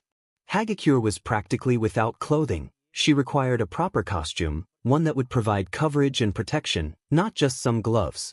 Izuku expressed his concerns, slightly out of breath from his agitation at how the number one hero seemed to dismiss these issues while eager to dive into the battle trials. The other students whispered in admiration at Izuku's boldness in voicing his worries about their well-being. Some felt offended by his critiques but recognized the validity of his points and considered making adjustments to their costumes, which differed from their initial visions. All Might reassured them, stating that the best way to learn was through hands-on experiences. He believed that once the battle trials concluded, they would have adapted to their costumes and could make modifications later. He then shifted focus to team assignments, noting that some students would need to sit out and he would discuss their placements with Principal Nizu. Before further discussion could unfold, Mr. Aizawa burst through the door, his expression one of righteous anger, with Nizu perched on his shoulder. The only thing preventing Aizawa from using his capture weapon on Nizu was the wall behind him. He knew that whatever Nizu had planned for him would be even worse. However, he still gripped Nizu tightly, pulling him closer as if to confront him directly. Aizawa demanded to know what All Might was doing. All Might responded that he was conducting his heroics class and questioned why Aizawa was gripping him so tightly and had struck him. Nizu intervened, gently patting Aizawa's head, prompting him to release All Might. Nizu calmly inquired why they were conducting battle trials instead of the costume evaluations scheduled for the day. All Might explained that he thought a hands-on approach would benefit the students, but he was puzzled by Aizawa's actions. Aizawa pointed out that All Might had ignored their lesson plan and had untrained students performing battle trials with minimal safety measures. He expressed his frustration over the exclusionary practices he had overheard. As All Might began to stammer out excuses, the students chimed in with their thoughts about their costumes and the concerns Izuku had raised. All Might attempted to defend himself with half-hearted justifications for the unnecessary concerns. Nizu, however, cut him off, stating that All Might was excused from the day's classes and would meet him in his office for a discussion about the events. Aizawa would take over the class and proceed with the scheduled costume evaluations. Reluctantly, All Might accepted his fate and made his way to Nizu's office. Aizawa gathered the students, instructed Hagakure to change into a PE uniform, and led them to the gym to navigate an obstacle course and review their costumes. While Aizawa was distracted, Izuku took the opportunity to pull each student aside, offering suggestions to enhance their costumes or ideas for supportive gear. He felt a sense of responsibility for his classmates' safety and wanted to make amends for his earlier criticisms, asking them to keep his assistance a secret from Aizawa. By the end of the PRD, each student had a plan for costume modifications and a newfound respect for Izuku's analytical skills. That night, Void sent Nizu information regarding some questionable practices among the support companies that designed the hero costumes for Class 1A, uncovering potential embezzlement and safety concerns. Only Void and Nizu were aware of this information. The following morning, after the incident with All Might, Izuku prepared for the day in his home, an abandoned building. He had barely slept due to late-night patrols and some intense negotiations, though he would call it blackmail, with Nizu's assistance. He brewed his exceptional coffee, making extra for Hitoshi and Aizawa, as Hitoshi had reached out to Aizawa before matters escalated, and Izuku wanted to thank Aizawa for defending the students and for the memorable moment of All Might's surprise. As he thought about the incident, he chuckled, wishing he could obtain footage of it from you. He considered hacking into the system or perhaps requesting it from Nizu, who might be willing to share it since Izuku had helped with the support companies. As he boarded the train to you, he took out his phone to message Hitoshi. 𝗧𝗵𝗲, hey, I have some of my exceptional coffee for you and Mr. Aizawa. If you're at school early, let him know so he can try it. I should be there soon. Izuku trusted Hitoshi and decided to wait a little longer until he felt Hitoshi would trust him too. He put his phone away and got off at his stop. As he walked to school, he felt his phone vibrate and took it out to see a message from Hitoshi. 𝗧𝗵𝗲 mentioned that he had brought some of his amazing coffee for Izuku and Mr. Aizawa, suggesting that if Izuku arrived at school early, he should let Mr. Aizawa know. 𝗧𝗵𝗲 expected to be at school soon. 𝗧𝗵𝗃𝗏 replied that he loved 𝗧𝗵𝗲's coffee and confirmed he could inform Mr. Aizawa since he had arrived early and avoided the swarm of reporters at the front gate. 𝗧𝗵𝗲 expressed concern about the media and whether it would be considered illegal quirk usage if he used his quirk to get past them. He wondered if he could claim it was legal since he was on property. 𝗧𝗵𝗃𝗏 suggested asking Mr. Aizawa to avoid any trouble with the media or teachers. Although he thought it was a clever idea, he didn't want to risk Hitoshi's spot in Class 1A due to the media. Mr. Aizawa approved the use of Hitoshi's quirk as long as he wasn't caught, framing it as training for evading villains. He also mentioned that he would try to disperse the media when more students arrived. 𝗧𝗵𝗲 accepted the challenge and decided to add a little side challenge for himself. 𝗧𝗵𝗃𝗏 was curious about what that meant and hoped it wasn't anything reckless, reminding Hitoshi that he only needed to get to class. Izuku looked up from his phone with a smile, enjoying the playful banter with Hitoshi. He felt a thrill at the sight of the reporters at the front gate. Knowing that most students would soon arrive, he positioned himself where he could be seen by them but hidden from the reporters. As students began to arrive and noticed the reporters, Izuku created a cloud shaped like an arrow pointing to his hiding spot. Many students followed the arrow to him. Once he had gathered a few students, he introduced himself and explained his plan. He told them his name was Izuku Shirakumo and that he had received permission from AU teacher to use his quirk to help them avoid the media and get into the school without being overwhelmed. He explained that his quirk, Void Mist, allowed him to create clouds that could safely carry them over the wall. Each time he explained, he received gratitude from the students. By the time he had 8 minutes left to get to class, he took himself over the wall and headed to class, hoping for the best for those still dealing with the reporters. Upon entering the classroom, he was greeted by Hitoshi, who raised an eyebrow and smirked. Hitoshi commented that at least it wasn't anything reckless and asked how Izuku felt, suggesting he might need some water after using his quirk. Izuku responded that he would trade his coffee for some water. Hitoshi accepted the thermos of coffee, stating that it could never compare to water, and he would have insisted on giving Izuku water regardless. The other students took the opportunity to thank Izuku again for his help in getting past the reporters. They expressed their relief at not being swarmed and praised his fluffy clouds, asking if they could ride them again sometime. Izuku felt overwhelmed by the attention but appreciated their gratitude. He opted to drink the water Hitoshi had given him until it was empty, feeling much more refreshed after all the quirk usage. Hitoshi defended Izuku, reminding the class that he had used his quirk multiple times for many people and deserved a break. The class settled down as the lesson was about to begin. Izuku and Hitoshi took their seats, and Izuku placed a thermos for Mr. Aizawa on his desk before settling in. Just then, the bell rang, and Mr. Aizawa entered the classroom. He acknowledged the students for learning quickly and commended Izuku for successfully completing the challenge he had set. Mr. Aizawa noted that Izuku had managed to avoid detection by the media while helping other students reach school on time. Izuku explained that he thought it would be a fun challenge to see how many people he could assist before the media caught on or he had to get to class. Mr. Aizawa praised him for not being noticed by the media and for aiding his classmates. He then addressed the class, apologizing for All Might's behavior the previous day, explaining that All Might had not received clearance for the battle trials. Mr. Aizawa reassured them that their new costumes would be ready in 2 to 3 days, thanks to Nizu and Void. Aizawa bowed slightly during his apology, then straightened up and glared at the class. He announced that it was time to get down to business, explaining that their next task would determine their future. They needed to select a class representative. Class 1A collectively sighed in relief, grateful that it was just typical school matters.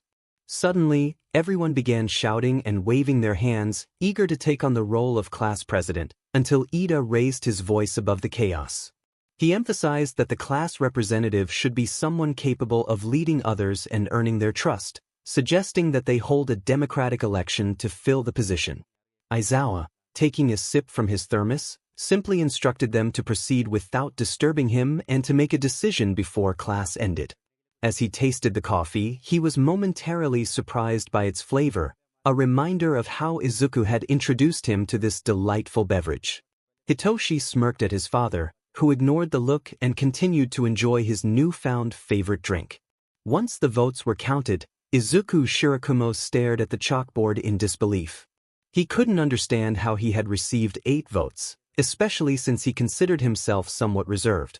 He noted that Yaoyorozu had received 4 votes. Jiro pointed out that he had defended the girls and highlighted their costume flaws, while Hitoshi added that Izuku had provided an impressive analysis of everyone's costumes and support items for their quirks. Izuku raised an eyebrow at Hitoshi, hoping Aizawa hadn't overheard. Before Hitoshi could respond, Aizawa declared that Izuku Shirakumo would be the class president, with Momo Yaoyorozu as vice president. During lunch, Izuku sat in a quiet corner of the cafeteria with Hitoshi and Kaminari, lamenting his unexpected position. He sighed, expressing his confusion about why he had been chosen as class representative when he hadn't even wanted the role. Hitoshi encouraged him to accept that he deserved the position, noting that while he might come off as reserved initially, he became loyal and cheerful once people got to know him. Kaminari chimed in, recalling how Izuku had given off a guarded vibe when they first met, but after talking he revealed himself to be a cool and funny person. Izuku insisted he wasn't a puppy and expressed his concerns about the responsibilities that came with being class president. Kaminari, attempting to steal a piece of meat from Hitoshi's plate, asked what kept him so busy. Izuku hesitated, realizing he couldn't reveal his vigilante schedule. After a moment, he agreed to try being class president if Hitoshi believed he could handle it. Hitoshi reassured him that he would support him, but he wouldn't push him to keep the position if it caused too much stress, as he valued their time together. Curious, Kaminari asked how the two of them knew each other, noting that they acted like brothers. Izuku explained that they had met during the entrance exam, where he had tried to save Hitoshi's nap time from being interrupted by Ida. They had clicked immediately, exchanged numbers, and spent a lot of time together since then. Izuku fondly mentioned that Hitoshi was his first friend, and as they grew closer, he began to see him as a brother. Hitoshi teased Izuku, confirming that he felt the same way. Their conversation continued until an alarm suddenly blared throughout the school. Kaminari expressed his concern, and an upperclassman informed them that it was the intruder alarm, something that had never happened in all his years there. As students began to panic and rush toward the exits, Izuku stopped Hitoshi and Kaminari, explaining that they would only get caught in the stampede. He pointed out that there must be a reason for the alarm, and upon looking out the window, he realized it was just the media causing the commotion. Hitoshi received a message from his father confirming that it was indeed just the media and not to panic. He glanced at his phone, then out the window, noticing his parents trying to manage the situation with the reporters. Despite the reassurance, the rest of the students continued to panic and rush for the exits. Meanwhile, Eraserhead and Present Mike were doing their best to keep the reporters at bay, trying not to lash out at the persistent crowd. Eraserhead reminded Mike that they needed to wait for the police to handle the situation, emphasizing the importance of maintaining their reputations amidst the chaos. Back in the cafeteria, Izuku reassured his friends with a confident smile as he typed on his phone. Suddenly, he leaped onto their table, his expression fierce and commanding, projecting his voice through the school's speakers.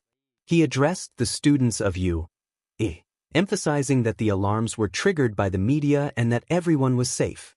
He expressed his disappointment in their reaction, reminding them that they should trust their teachers to ensure their safety. He called upon the third-year hero students to guide their classmates, instructing those who were injured to report to Recovery Girl and urging everyone else to check on their peers and head to their designated classrooms. Izuku's authoritative tone rallied the students, who quickly followed his orders. When he glanced back at Kaminari and Hitoshi, he noticed their expressions of awe and surprise. Meanwhile, the pro-hero duo of 𝗧𝗂𝘁 and his partner arrived at the scene. 𝗧𝗂𝘁 ordered the reporters to leave, expressing his frustration over the chaos they had caused. He thanked 𝗧𝗵𝗲 for the swift response, though he wished it could have been faster, as the reporters had given him a headache. 𝗧𝗵𝗲 acknowledged the delay but assured him they could handle the situation from there. 𝗧𝗂𝘁 speculated that Nizu would likely take legal action against the reporters who breached 𝗬𝗧𝗏 gate, lamenting the additional paperwork that would entail. Mike attempted to lighten the mood, reminding 𝗧𝗂𝘁 that Nizu would likely do most of the work for him. Both heroes shared a thought of relief that they weren't the ones facing the paperwork, knowing Nizu's thoroughness could sometimes lead to more complications.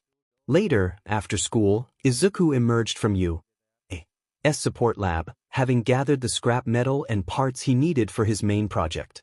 He noticed the teachers leaving the 𝗬𝗏 gates and decided to remain unseen, not wanting to explain his presence so late. As he approached the gates, he froze at the sight of the damage.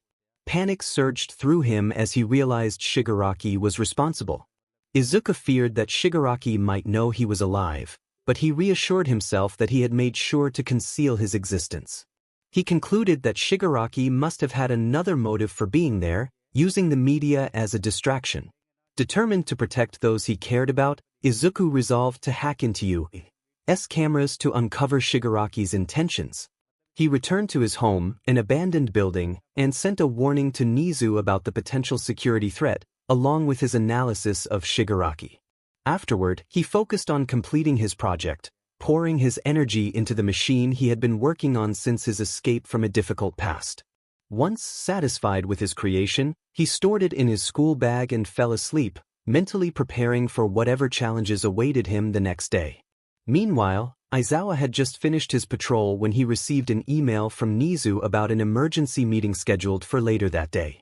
He sighed at the thought of losing sleep but knew he could manage with a few naps during class. After arriving home, he managed to take a brief nap before heading to Hizashi for the meeting. They offered Hitoshi the option to stay home and take the train instead of waking up early. Aizawa suspected the meeting was related to the recent break-in, hoping Nizu had uncovered new information. Upon arriving at the meeting room, he noticed most of the staff was present, except for a few key members. As they settled in, the remaining staff arrived, but All Might was still missing. Aizawa speculated that All Might was likely busy with hero work. Nizu confirmed that All Might would not be attending the meeting but had sent an email regarding the matters to be discussed. With everyone finally gathered, Nizu initiated the meeting, addressing the break-in and revealing that they had received assistance from their favorite vigilante in gathering information about the individual responsible for the gate's damage. Void had reached out with concern regarding the break-in that had occurred that day, providing footage and analysis of the intruder who had entered Nizu displayed the video on the screen, revealing a man dressed in black, with light blue hair peeking out from his hoodie, stepping through a purple portal into the teacher's lounge. The figure moved directly to All Might's desk, which was cluttered with papers. After rifling through the documents, he found what he was looking for at the top and exited through the portal with the paper in hand. The video paused, leaving the teachers in silence until one finally spoke up, asking about the identity of the intruder and what had been taken from Yagi's desk. Nizu explained that the analysis from Void identified the man as Tomura Shigaraki, believed to be around 20 years old, with a quirk known as 𝗧𝗂𝗁𝗍. The one who created the portal was named 𝗧𝗂𝗁𝗍𝗂𝗁𝗍, who possessed the 𝗧𝗵𝗃𝗁𝗍 quirk. Nizu noted that while Void typically provided detailed analyses, there was limited information on 𝗧𝗂𝗁𝗍𝗂𝗁𝗍. He encouraged everyone to review the file he would send out, emphasizing the need for vigilance until they could determine Shigaraki's intentions. The teachers nodded in agreement, recognizing the potential threat before being dismissed to continue their day's agenda or prepare for classes. Aizawa and Hizashi headed to the teacher's lounge to review the document. Aizawa sighed, making a beeline for the coffee maker. He felt the need for more caffeine and considered giving All Might a piece of his mind for being careless with his paperwork. Meanwhile, Izuku woke to the sound of his alarm and began preparing for the day. He knew he had to stay alert until he could figure out what Shigaraki had taken from All Might's desk. Having had little sleep, he recalled that Aizawa was on patrol and that Nizu likely held a meeting regarding the information he had shared as Void. He decided to make coffee for Aizawa as well. Searching for a thermos, Izuku discovered he only had 2 left, as he had forgotten to retrieve the ones he had lent Aizawa the previous day. Both thermoses were adorned with playful cat designs and humorous phrases. He decided which one to give to Aizawa, knowing he was the adult in the situation. After finishing his preparations, Izuku had breakfast, changed, applied some concealer to hide his scars, and left with the 2 thermoses in hand, his hair styled in a messy bun. Upon arriving at school, Izuku noticed he was the first one there due to taking an earlier train. He placed the coffee on Aizawa's desk just as Hitoshi entered the classroom and greeted him. Hitoshi inquired about the coffee, playfully suggesting that brothers should share. Izuku teased him about his motives, and Hitoshi admitted he had been caught in his scheme. Izuku, being a generous brother, handed over the drink while adding a light-hearted remark about being petty. Hitoshi noticed the other thermos on Aizawa's desk and chuckled at its inscription, anticipating the reactions of their classmates. They took turns sipping from the thermos, both amused by the situation. As they settled into their seats, Aizawa entered the room after receiving a message about the coffee. Without paying much attention, he took a sip from the thermos, seemingly enjoying it. As students began arriving, they paused, surprised by their teacher's early presence and the amusing message on the thermos he was using. Aizawa, oblivious to their reactions, continued with his paperwork until the bell rang. The students, still captivated by the thermos, exchanged glances filled with curiosity and amusement. Finally, Aizawa broke the silence, questioning what had them so worked up. Mina spoke up, expressing her surprise at Aizawa's choice of drinkware and commenting on how it suited his mood. Aizawa, taken aback, glanced down at the thermos, finally noticing the details, just as the bell rang, leaving everyone with unspoken thoughts. Aizawa proceeded with the day's lesson plan, ignoring the questions about the thermos and his early arrival. As he activated his quirk and cast a stern gaze, he quickly dismissed the class. His thoughts focused on 2 things. The problem child had excellent taste in both coffee and thermoses, and he wondered if he could buy one or get a link to where it was purchased. He informed the class that they would be heading to a training facility designed for rescue training. Aizawa instructed everyone to change into their hero costumes or gym uniforms for the exercises before heading to the bus. Once on the bus, the class engaged in conversation to pass the time. Izuku and Hitoshi were absorbed in their own discussion, oblivious to the chatter around them until Tsu's voice broke through. She asked Shirakumo about his quirk, admitting her bluntness and apologizing if it seemed rude.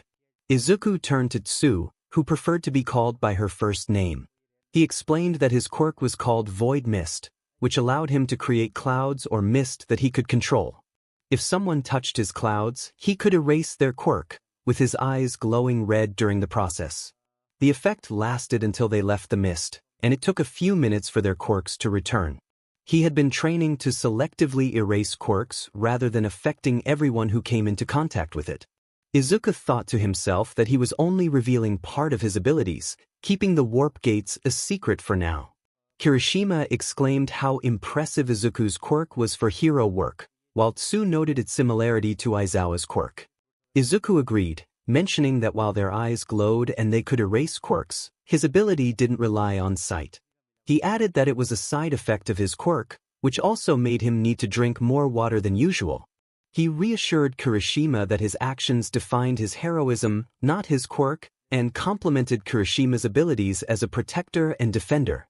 As he spoke, he looked away, missing the admiration in his classmates' eyes, including Kirishima's tears of respect. Hitoshi, however, wore a mischievous grin and referred to Izuku as puppy, prompting an annoyed response from him. Upon arriving at the training facility, they were greeted by Pro Hero 13, who introduced the place as the USJ. Aizawa pulled 13 aside to inquire about All Might's whereabouts. 13 indicated that All Might would be late and that someone would be replacing him for the day, which made Izuku realize what had happened to All Might and felt relieved he wouldn't have to see him. 13 welcomed the students to the unforeseen simulation joint, clarifying that it was not Universal Studios Japan. They warned the students about the dangers of quirks if not trained properly, emphasizing their potential lethality if misused. As 13 spoke, Izuku and Hitoshi noticed Aizawa's tense demeanor, aware of the underlying tension. When 13 finished the announcement and the students applauded, Izuku sensed a shift in the atmosphere, hearing a familiar sound that made him alert. He called out to Aizawa, pointing towards the plaza in front of the water fountain, while simultaneously sending a quick message to Nizu, hoping the phone signals hadn't been jammed. Aizawa, realizing the urgency, ordered 13 to evacuate the students as a swarm of villains emerged from a portal. Izuku's mind raced with concern, recalling his previous encounters with these villains and the Nomu. He had thought he had destroyed all their research, and panic set in as he wondered where All Might was when he needed him. He remembered the devices he had left in his school bag. Aizawa instructed 13 to protect the students while preparing to confront the threat. However, Hitoshi and Izuku grabbed Aizawa's arm, urging him to reconsider. Hitoshi expressed his concern, while Izuku analytically suggested that he could neutralize the villain's quirks temporarily, giving Aizawa an advantage. Aizawa, trying to downplay the situation, acknowledged their concerns but was met with Izuku's determination. Hitoshi looked at Izuku with hope, and Aizawa stepped aside, allowing Izuku to use his quirk. Izuku positioned himself at the base of the stairs, extending his arms to create a fog that enveloped the plaza.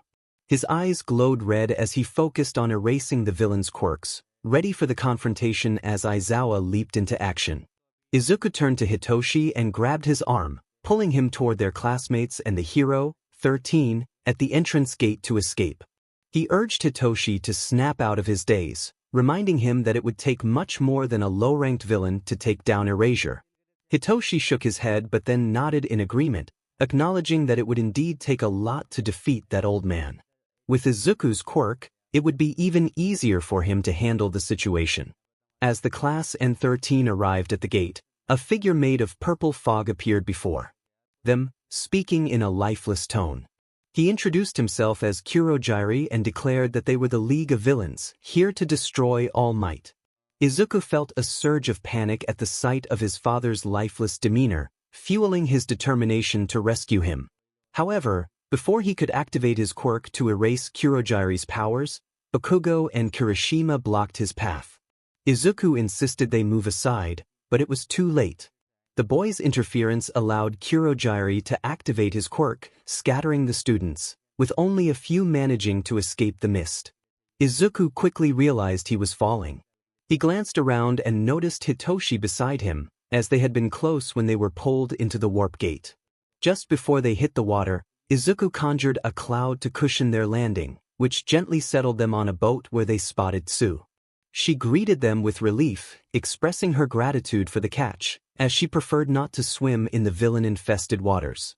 Hitoshi peered through a gap in the railings, spotting numerous villains in the water, prompting him to retreat toward the center of the boat.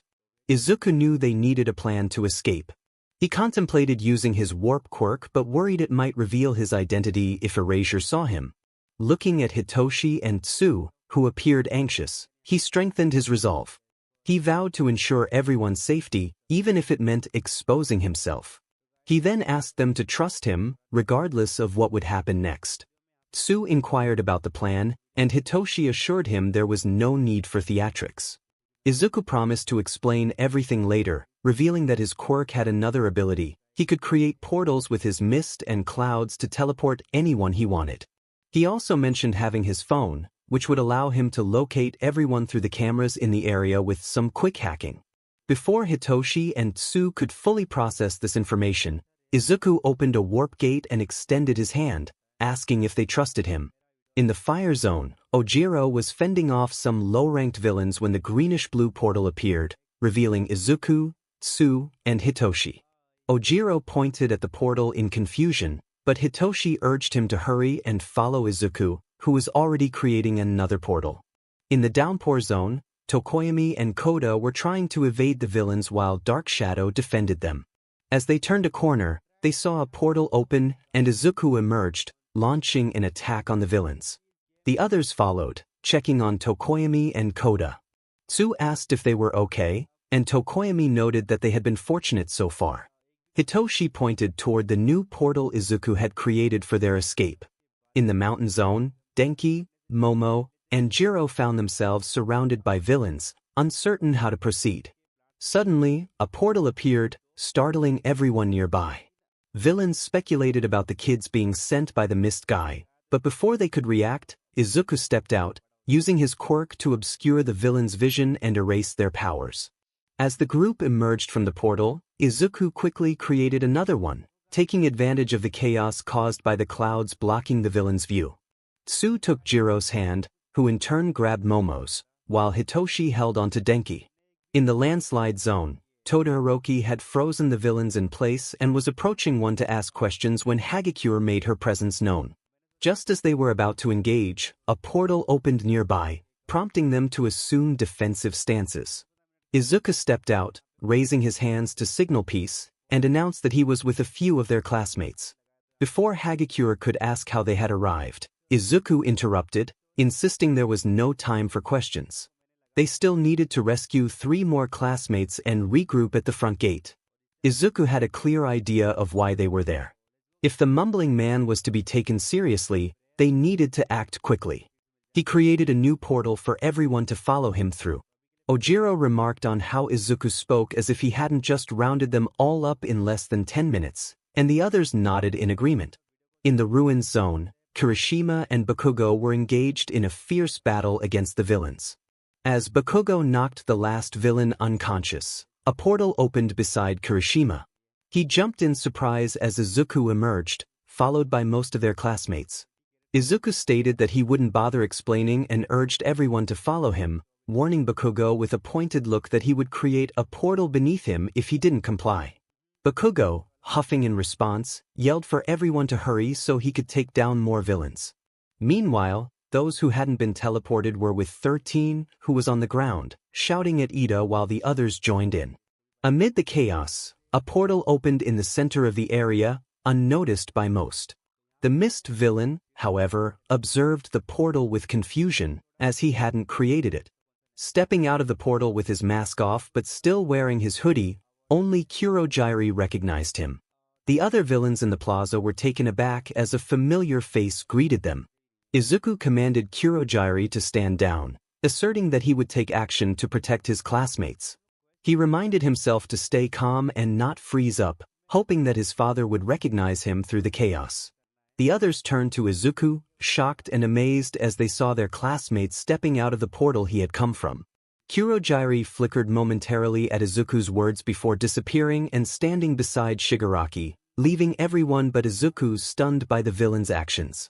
Before anyone could ask how they had arrived so quickly or why the villain had left, Izuku began issuing orders again, creating another portal above their heads next to the other group of students, from which Aoyama fell out. Izuku acknowledged that everyone likely had questions but insisted that now was not the time. He promised to answer them later, urging everyone to go through the portal that would take them straight to you. He instructed Shoji to grab 13, who needed immediate medical attention, as he opened a larger portal in front of the USJ gates. Confusion erupted among the students, with questions flying about Izuku's quirk and the mist villain. Izuku reassured them that Shirakumo was giving them a chance to escape and warn the other heroes, emphasizing that his actions had been heroic in ensuring their safety. He urged everyone to move through the portal, insisting that they needed to act quickly. Finally, the students began to move through the portal, eager to find a teacher to alert about the situation. The only one left was Hitoshi, who looked at Izuku with concern. He asked if Izuku was not coming with them, to which Izuku shook his head, stating that Erasure still needed him. He expressed confidence in his ability to help fight off the low-ranked villains and the 𝗏𝗄, urging Hitoshi to trust him and prioritize his safety. With a smirk, he reassured Hitoshi that no one could stop the duo of Eraserhead and Void. Hitoshi's eyes widened in realization and relief, recalling everything he had heard about Void. He smiled at Izuku and gave him one last hug, insisting that Izuku explain everything later and urging him to return safely, as he still needed his godly coffee. Hitoshi finally let go, chuckling as he ran through the portal to join the others. Izuku promised he would return before turning around and leaping into the plaza, taking down 2 villains with a swift landing and... Moments earlier, Eraserhead was engaged in battle, wondering how many villains there were and hoping that 13 had managed to get the students to safety. He noticed the Mist Man reappearing beside the villain covered in hands, and some of the villain's quirks were returning. He felt relief upon hearing that the students had escaped, though it seemed 13 had been severely injured.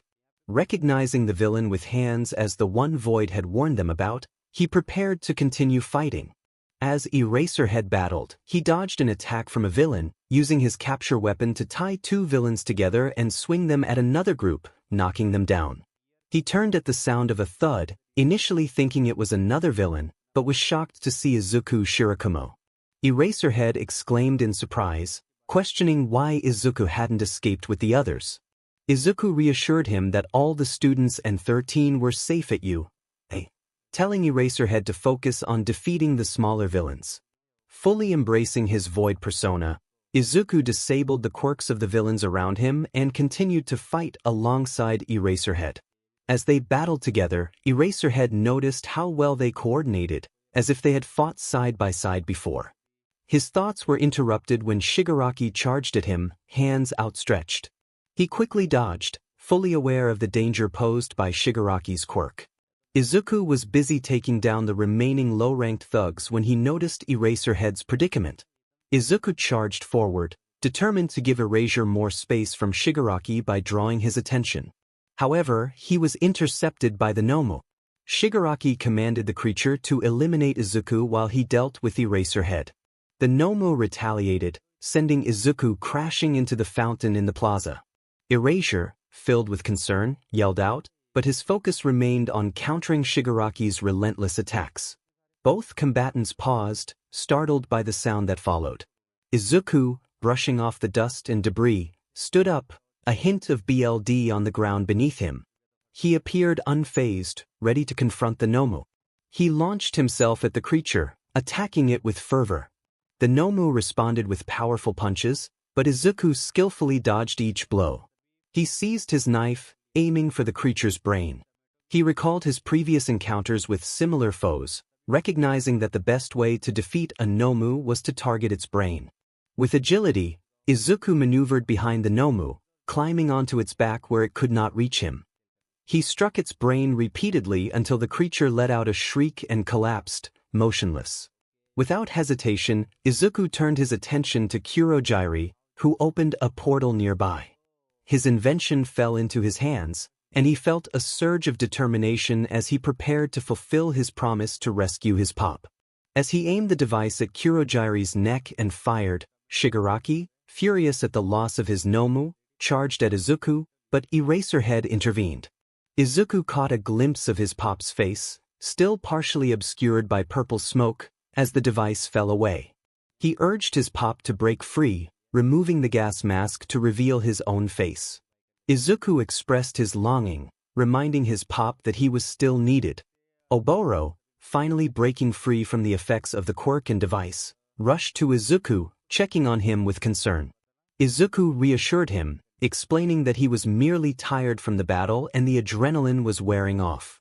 He leaned into Oboro's hand, feeling a sense of safety, and embraced him, finally allowing himself to rest. Meanwhile, Eraserhead managed to land a decisive blow on Shigaraki, knocking him out and restraining him with his capture weapon. As he looked up, he noticed a figure shrouded in fading purple mist, revealing a familiar face. The USJ gate burst open, and the other UA teachers arrived, ready to assist in the aftermath of the battle. Midnight, Snipe, and several police officers took custody of the defeated villain while other heroes began to round up the remaining low-ranked foes. Aizawa, however, focused solely on Izuku and the familiar figure before him. He approached, calling out to his problem child, eager to confirm that everything was finally over. As he drew closer, he witnessed the two embrace, and both collapsed into Oboro's arms. Oboro greeted Aizawa and Hizashi with a smile, acknowledging their presence. When Izuku regained consciousness, he was immediately struck by the antiseptic smell and the sound of beeping machines. As he opened his eyes, he spotted Oboro by his hospital bed. A rush of relief washed over him, and he quickly sat up, concerned for his pop's well-being. He asked if Oboro was okay and if the device had worked, scanning for any injuries. Oboro reassured him, stating that he was fine and that Izuku had saved him. Just as they were about to share more, Aizawa interrupted, demanding an explanation for the chaos that had unfolded at the USJ. Izuku took a moment to survey the room, noticing Nizu sitting nearby with a curious expression, Tsukachi standing beside him, and Aizawa with Yamada, both wearing disbelieving looks. Hitoshi sat in another chair, watching Izuku with concern. Oboro began to recount the events, indicating that the story was complex and needed to start from the beginning. As the detective prepared a recording device, Oboro shared his memories of the day they rescued the children and the incident that followed, setting the stage for the revelations to come. Oboro shared that he had been told he would be the first intelligent Nomu, and that the MSTR would utilize his quirk. He sighed as he continued, explaining how he faded in and out of consciousness, losing himself over time until he became merely a shell, programmed to follow orders. He became Kurogyri, whose purpose was to obey the doctors, particularly Dr. Tsubasa, Shigaraki, and the 𝗵𝘃 known as All for One. He had no recollection of his past, existing only as a puppet until he met Izuku. Izuku then took a moment to gather his thoughts, holding Oboro's hand for reassurance. He began to recount his own story, revealing that his BRH name was Izuku Midoriya, though he felt he could no longer claim that identity. He briefly explained that he had been diagnosed as quirkless at the age of 4, which drastically changed his life. His mother neglected him, and his father physically abused him, even using his fire-breathing quirk against him. School was no better as he faced bullying from classmates and teachers alike until his 6th birthday, when everything changed. On that day, his parents introduced him to a man who they claimed was going to take him away so they could finally move to America, a long-held dream of theirs. This man was Dr. Tsubasa, who drugged Izuku and took him to his lab for experimentation. Izuku revealed that he technically died during those experiments, and he was now, in essence, a Nomu as well. He acknowledged that they were aware he was void, referencing a file he had sent regarding the experiments. Tsukachi, Nizu, and Aizawa were momentarily stunned, processing the implications of Izuku's words. Nizu remained quiet in understanding, while Tsukachi and Aizawa displayed expressions of horror and shock. Aizawa hesitated before confirming that the file was indeed about Izuku, who struggled to meet their gazes. Hizashi and Hitoshi, confused, asked for clarification about the file. Oboro, sensing Izuku's anxiety about being rejected for what he had become, took a deep breath and explained that Izuku had been genetically engineered to be a super soldier. The doctor had seen Izuku as the perfect test subject due to his quirklessness, aiming to give him inhumane speed and strength, along with a quirk that combined Oboro's warping ability and an eraser aspect. He paused to let the weight of his words settle in. Oboro continued, revealing that Izuku's DNA had been altered to include his and Sho's, making Izuku technically his son. The revelation shocked everyone, and they turned to observe the similarities between Izuku and Aizawa. Those who had seen the file understood the horrors Izuku had endured, but they were unaware of the DNA connection. Oboro expressed gratitude to Izuku, stating that it was thanks to him that he began to regain his memories and personality. Izuku interjected, explaining that when he escaped from that dark place, he couldn't take Oboro with him due to the control device still affecting him. He had become void to help others and gather resources to save Oboro. He had never intended to meet Eraserhead, but their paths kept crossing until they became partners. Izuku expressed his fear of being rejected, pleading to stay with Oboro or at least visit him occasionally. As Izuku's emotions overwhelmed him, Aizawa stepped forward and embraced him. The gesture caused Izuku to freeze, finally seeing Aizawa for who he truly was. There was no hatred or disgust in Aizawa's eyes, only warmth, sadness, and a fierce anger directed at the circumstances Izuku had faced. Aizawa reassured him that he could never hate him and that this revelation changed nothing about their bond. He reflected on their time together, acknowledging that he had come to see Izuku as his own child. Hizashi and Hitoshi joined the embrace, expressing their eagerness to welcome Izuku into their family. Hizashi playfully declared that he would spoil Izuku, while Hitoshi added that being a vigilante only made him cooler. They all affirmed their commitment to supporting him, ensuring that he would never feel alone again. But now Izuku was truly Hitoshi's brother, the coolest vigilante on Earth who had just saved him, their father, and the others at USJ. Hitoshi playfully punched Izuku's arm as they stepped out of their embrace. Tears welled in Izuku's eyes, but he fought to keep them from falling as he expressed his gratitude. Aizawa, patting Izuku's head, reassured him that no thanks were necessary. He was now part of their family forever. The moment was interrupted by a cough from the detective, who had ended the recording earlier. He observed the scene with fondness while Nizu typed away on his tablet. He regretted interrupting but reminded everyone that there were still matters to address. Nizu outlined the issues at hand: Oboro Shirayamazawa's new identification, Izuku Shirakumo's adoption papers, the situation with Void, Oboro's potential role on UA's staff, and how to ensure the safety of both Izuku and UA from future threats. He cheerfully handed some papers to Aizawa and Yamada for review. Oboro, slightly confused, inquired about the name Shirayamazawa. Hizashi sheepishly explained that they had combined their last names through marriage, even though they had believed Oboro was gone. He added that they had wanted to fulfill a promise made in high school. Before Hizashi could finish, Oboro kissed him and then Shota, playfully declaring her happiness about their unconventional wedding. Hizashi's face turned bright red at the teasing, while Shota smirked in amusement, his ears betraying a hint of embarrassment. Hitoshi jokingly reacted to the implication, but Izuku looked puzzled, struggling to grasp the meaning behind his father's words. Despite being a skilled vigilante, he still had much to learn about social cues. Nizu informed them that school would be closed for 3 days due to the incident, advising them to rest and adjust to their new living arrangements. They would later gather more information about what had transpired during their time in captivity.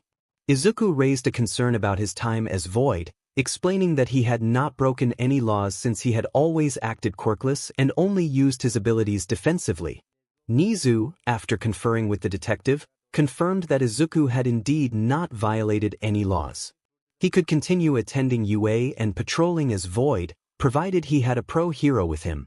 However, Nizu insisted that Izuku become his personal student and take his studies more seriously.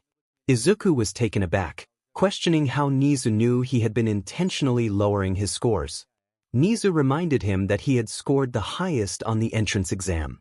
Realization dawned on Izuku as he reflected on his performance, recognizing that he had fallen into a trap by not comparing his grades with others. He sighed, feeling a mix of frustration and understanding. Oboro playfully poked Izuku's nose, surprised by his intelligence, especially since she hadn't been able to teach him much during their time together. She felt proud of how quickly he grasped new concepts. The others in the room, except for Hitoshi, looked at Izuku and Nizu in shock. Aizawa, almost dreading the answer, asked about Izuku's entrance exam score. Izuku replied that he had received a 98%, watching as everyone paled at his response. Hitoshi, astonished, demanded to know how Izuku had achieved such a high score on a challenging test. Nizu, with a gleam in his eyes, pointed out Izuku's potential and suggested that he should pursue more advanced studies. Aizawa reluctantly agreed to let Nizu mentor Izuku but insisted that there would be no plans for world domination until he turned 18. Izuku and Hitoshi laughed at the comment, but the seriousness in the room quickly sobered them. Hitoshi's expression turned pale, while Izuku's eyes sparkled with excitement. Their moment was interrupted by a nurse entering with discharge paperwork, confirming that Izuku had not sustained any injuries due to his regenerative abilities. Oboro was the first to awaken in the 𝗓𝗍𝗵𝗲 household, realizing he was nestled between Shota and Hizashi, both holding him tightly. Feeling trapped, he let out a soft huff and drifted back to sleep. When he next awoke, the enticing aroma of breakfast filled the air. Curious about the delicious smell, Oboro sat up and noticed Hizashi was no longer in the room, while Shota remained asleep. Quietly, he got out of bed and made his way to the kitchen. Hizashi greeted him warmly, explaining that he had prepared an American-style breakfast of eggs, bacon, sausage, and pancakes, and that the others would be waking up soon. Hizashi stood before Oboro, still in disbelief that he was truly alive and safe with them again. Oboro initiated the embrace, wrapping his arms around Hizashi.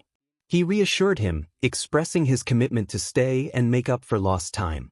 Hizashi felt a swell of emotion but held back tears, tightening his grip on Oboro as he breathed out his anticipation for creating new memories with their family. Oboro playfully reminded him of a past incident involving coffee, which made Hizashi raise an eyebrow in curiosity. The memory of Shota without coffee for an entire day during their school years made Oboro shudder, acknowledging it was not his best idea. Suddenly, a voice interrupted their reminiscing. Hitoshi entered the room, and Hizashi greeted him warmly, leading him to the table. Oboro followed closely, taking a seat. Hitoshi mentioned that he had managed to sleep well despite his insomnia, but he was curious about the coffee incident. Shota, having just entered unnoticed, chimed in about the prank that had kept him awake, serving himself and Hitoshi coffee as he joined them at the table. Hitoshi thanked his father for the coffee and turned to Oboro, questioning why he would agree to such a plan. Oboro admitted they hadn't considered the consequences, but they learned their lesson that day.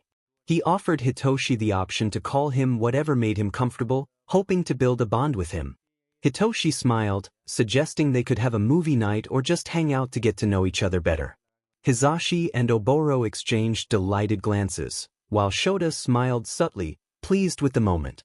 As they continued to eat and share stories, Oboro suddenly realized Izuku had not yet arrived. Concerned, he stood up abruptly, apologizing to the others as he headed to find Izuku. In Izuku's perspective, he awoke to the enticing aroma of breakfast. It had been a long time since he enjoyed a home-cooked meal. As he prepared to leave his room, he hesitated, hearing the voices of Hizashi and Oboro. Their tones conveyed a mix of sadness and happiness, stirring conflicting emotions within him. Although he was glad Oboro was back, he felt uncertain about his place in their family, haunted by memories of his past. Lost in thought, he didn't notice someone knocking at his door until he felt a comforting hug. Looking up, he saw Oboro smiling down at him, reassuring him that he was allowed to leave his room and that things would be different this time. Aizawa appeared at the doorway, inviting Izuku to join them for breakfast. Seeking reassurance from Oboro, Izuku followed them to the table, where he was welcomed into the conversation after enjoying his coffee, thanks to Hitoshi's thoughtful warning.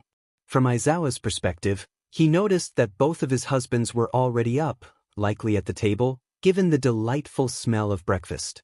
Reflecting on the previous day filled him with mixed feelings. He was glad to see Oboro again and to support a troubled child, but the circumstances surrounding their reunion troubled him deeply. The thought of what Izuku had endured and what Oboro had faced since the accident ignited a sense of anger within him, especially towards the doctor responsible for their pain. Nizu would undoubtedly assist in concealing a body if necessary. The realization that the problem child was my little vigilante filled me with happiness, especially since I had finally managed to bring him home. However, earning this child's complete trust would still be a long journey. He was already family, even before I discovered he was my biological child, which was a revelation that left me reeling. I needed coffee to process everything. My mind felt foggy. After getting out of bed, I made my way to the kitchen, where I overheard Hizashi and Oboro recounting one of their pranks on me during our time at UA. I decided to join in, sharing my own memories, and soon we were all reminiscing about the past. It warmed my heart to see Hitoshi and Oboro getting along so well. I had always known Oboro would take a liking to Hitoshi, and it relieved me to see that my concerns about their relationship were unfounded. Suddenly, Oboro stood up, startling everyone. He quickly apologized and left for Izuku's room. We exchanged glances, but I signaled for them to stay put while I checked on him. I thought it best not to overwhelm Izuku with too many visitors at once. When I arrived, I found Izuku on the brink of a panic attack, his eyes unfocused and seemingly unaware of his surroundings. How did Oboro know this was happening? Did he anticipate it? I watched as Oboro comforted Izuku, assuring him he was safe and that he could leave the room. Why wouldn't he be allowed to leave? What had his previous guardians done to him? Was this a result of the doctor's influence? Oboro had mentioned it was before he became a vigilante. Regardless, Izuku was part of our family now, and I was determined to make him feel welcomed and secure. I spoke gently, using a soothing tone. I told him he could leave his room whenever he wanted and invited him to join us for the meal that was already prepared. I wanted to give him the choice, ensuring he didn't feel pressured to eat with us if he wasn't ready. Waking up with Oboro and Sho nestled in my arms was a comforting sensation I was growing accustomed to. I got out of bed, eager to make breakfast for the family and to organize my thoughts about everything I had learned the night before. Discovering that the little listener was actually Sho's and Oboro's child was shocking, but what truly broke my heart was the past they had endured. Sho had shown me the file after we returned home, and I couldn't bear to think about what the child had experienced with his previous family. In this day and age, quirkless individuals faced terrible treatment, which was utterly absurd. Why should someone be mistreated for something beyond their control? The file revealed the immense strength that child possessed, not just physically, but mentally. He had endured what could only be described as torment and still emerged with a longing to help others and a strong will. It was clear that those experiences had left both physical and emotional scars. Thankfully, he had already begun to trust us due to his nights as a vigilante. It was remarkable how he had managed to reduce the crime rate in our area and had saved Sho's life on multiple occasions. He had even brought Oboro back to us, and I looked forward to creating new memories together. I was overjoyed to learn that he still wanted us in his life and was thrilled to discover that he was technically married to us, despite our previous belief that he was lost to us forever. As I pondered the future and the revelations from yesterday, I noticed Oboro entering the kitchen, looking a bit sleepy. Just seeing him there, alive and well, felt surreal, confirming that everything that had transpired in the last few hours was real. I greeted him warmly, expressing my happiness at seeing him awake. I had just finished preparing breakfast, which was an American-style meal of eggs, bacon, sausage, and pancakes. I mentioned that the others would be waking up soon. I approached Oboro, momentarily frozen in front of him, as if he might vanish at any moment. Perhaps he sensed my worry, for he pulled me into a tight hug, reassuring me of his presence. I held him close, relieved to have him back in our lives. We began to chat, reminiscing about old memories, and soon Hitoshi joined us at the dining table. Sho entered shortly after, handing Hitoshi a mug of coffee. I couldn't help but feel outnumbered by these coffee-loving night owls. Seeing Hitoshi and Oboro bond filled me with joy, and when Hitoshi affectionately called Oboro Pop, I had to suppress a delighted squeal. I exchanged a glance with Sho, who also seemed pleased to witness their growing connection. As we shared stories from the past, Oboro suddenly stood up, catching us all off guard. He excused himself and hurried to Izuku's room. I felt a wave of concern wash over me. Was everything all right? Did Oboro hear something we hadn't? Before I could rise to follow him, Sho gently stopped me, suggesting it was best not to overwhelm Izuku with too many visitors at once. I understood, but my worry for the child lingered. When they returned, they carried a somber mood. Izuku held Oboro's hand tightly as they sat down at the table. I made sure to include him in our conversations, ensuring he felt neither overwhelmed nor excluded. When he finally seemed to relax a bit more and ate most of his food with an expression that could only be described as pure joy, it filled me with happiness. It was reassuring to know that he genuinely enjoyed my cooking and hadn't just said it to show to please me. I decided to bring up the plan I hoped we could execute that day. I explained to Izuku that while this might be an adjustment for him, we were committed to making it work. I wanted him to understand that we all accepted him and wanted him to feel as welcomed as possible. I suggested that perhaps we could visit the mall to buy him some clothes, school supplies, furniture, decorations, and more. The boy paused his eating and looked at me with uncertainty before responding. He expressed that he was fine with what he had, mentioning that he had more clothes at his hideout and didn't want to be a bother.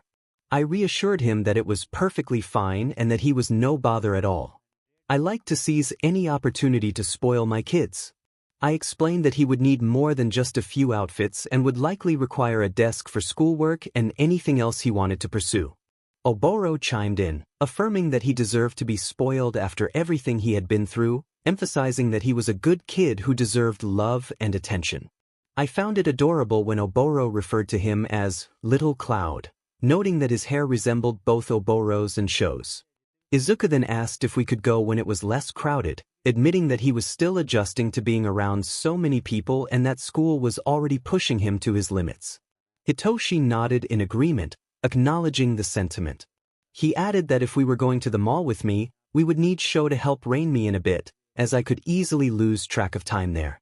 He also offered to join us, promising to show Izuku some of his favorite shopping spots. I jokingly feigned offense at Hitoshi's comment, smiling as I watched my son comfort and ease the nerves of the other boy. Sho, pretending to be annoyed, questioned why he was suddenly volunteered for this outing. Hitoshi explained that I could spend hours at the mall, and Sho was the only one who could stop me from staying the entire day. He suggested we stop by a coffee shop before shopping to energize us for the adventure ahead. I noticed Izuku's eyes widen at Hitoshi's words, and he turned to Oboro, likely seeking confirmation. Oboro nodded knowingly, affirming what Hitoshi had said about my tendency to linger at the mall if given the chance. I couldn't help but smile. Enjoying shopping and searching for potential gifts for friends and family was not a crime.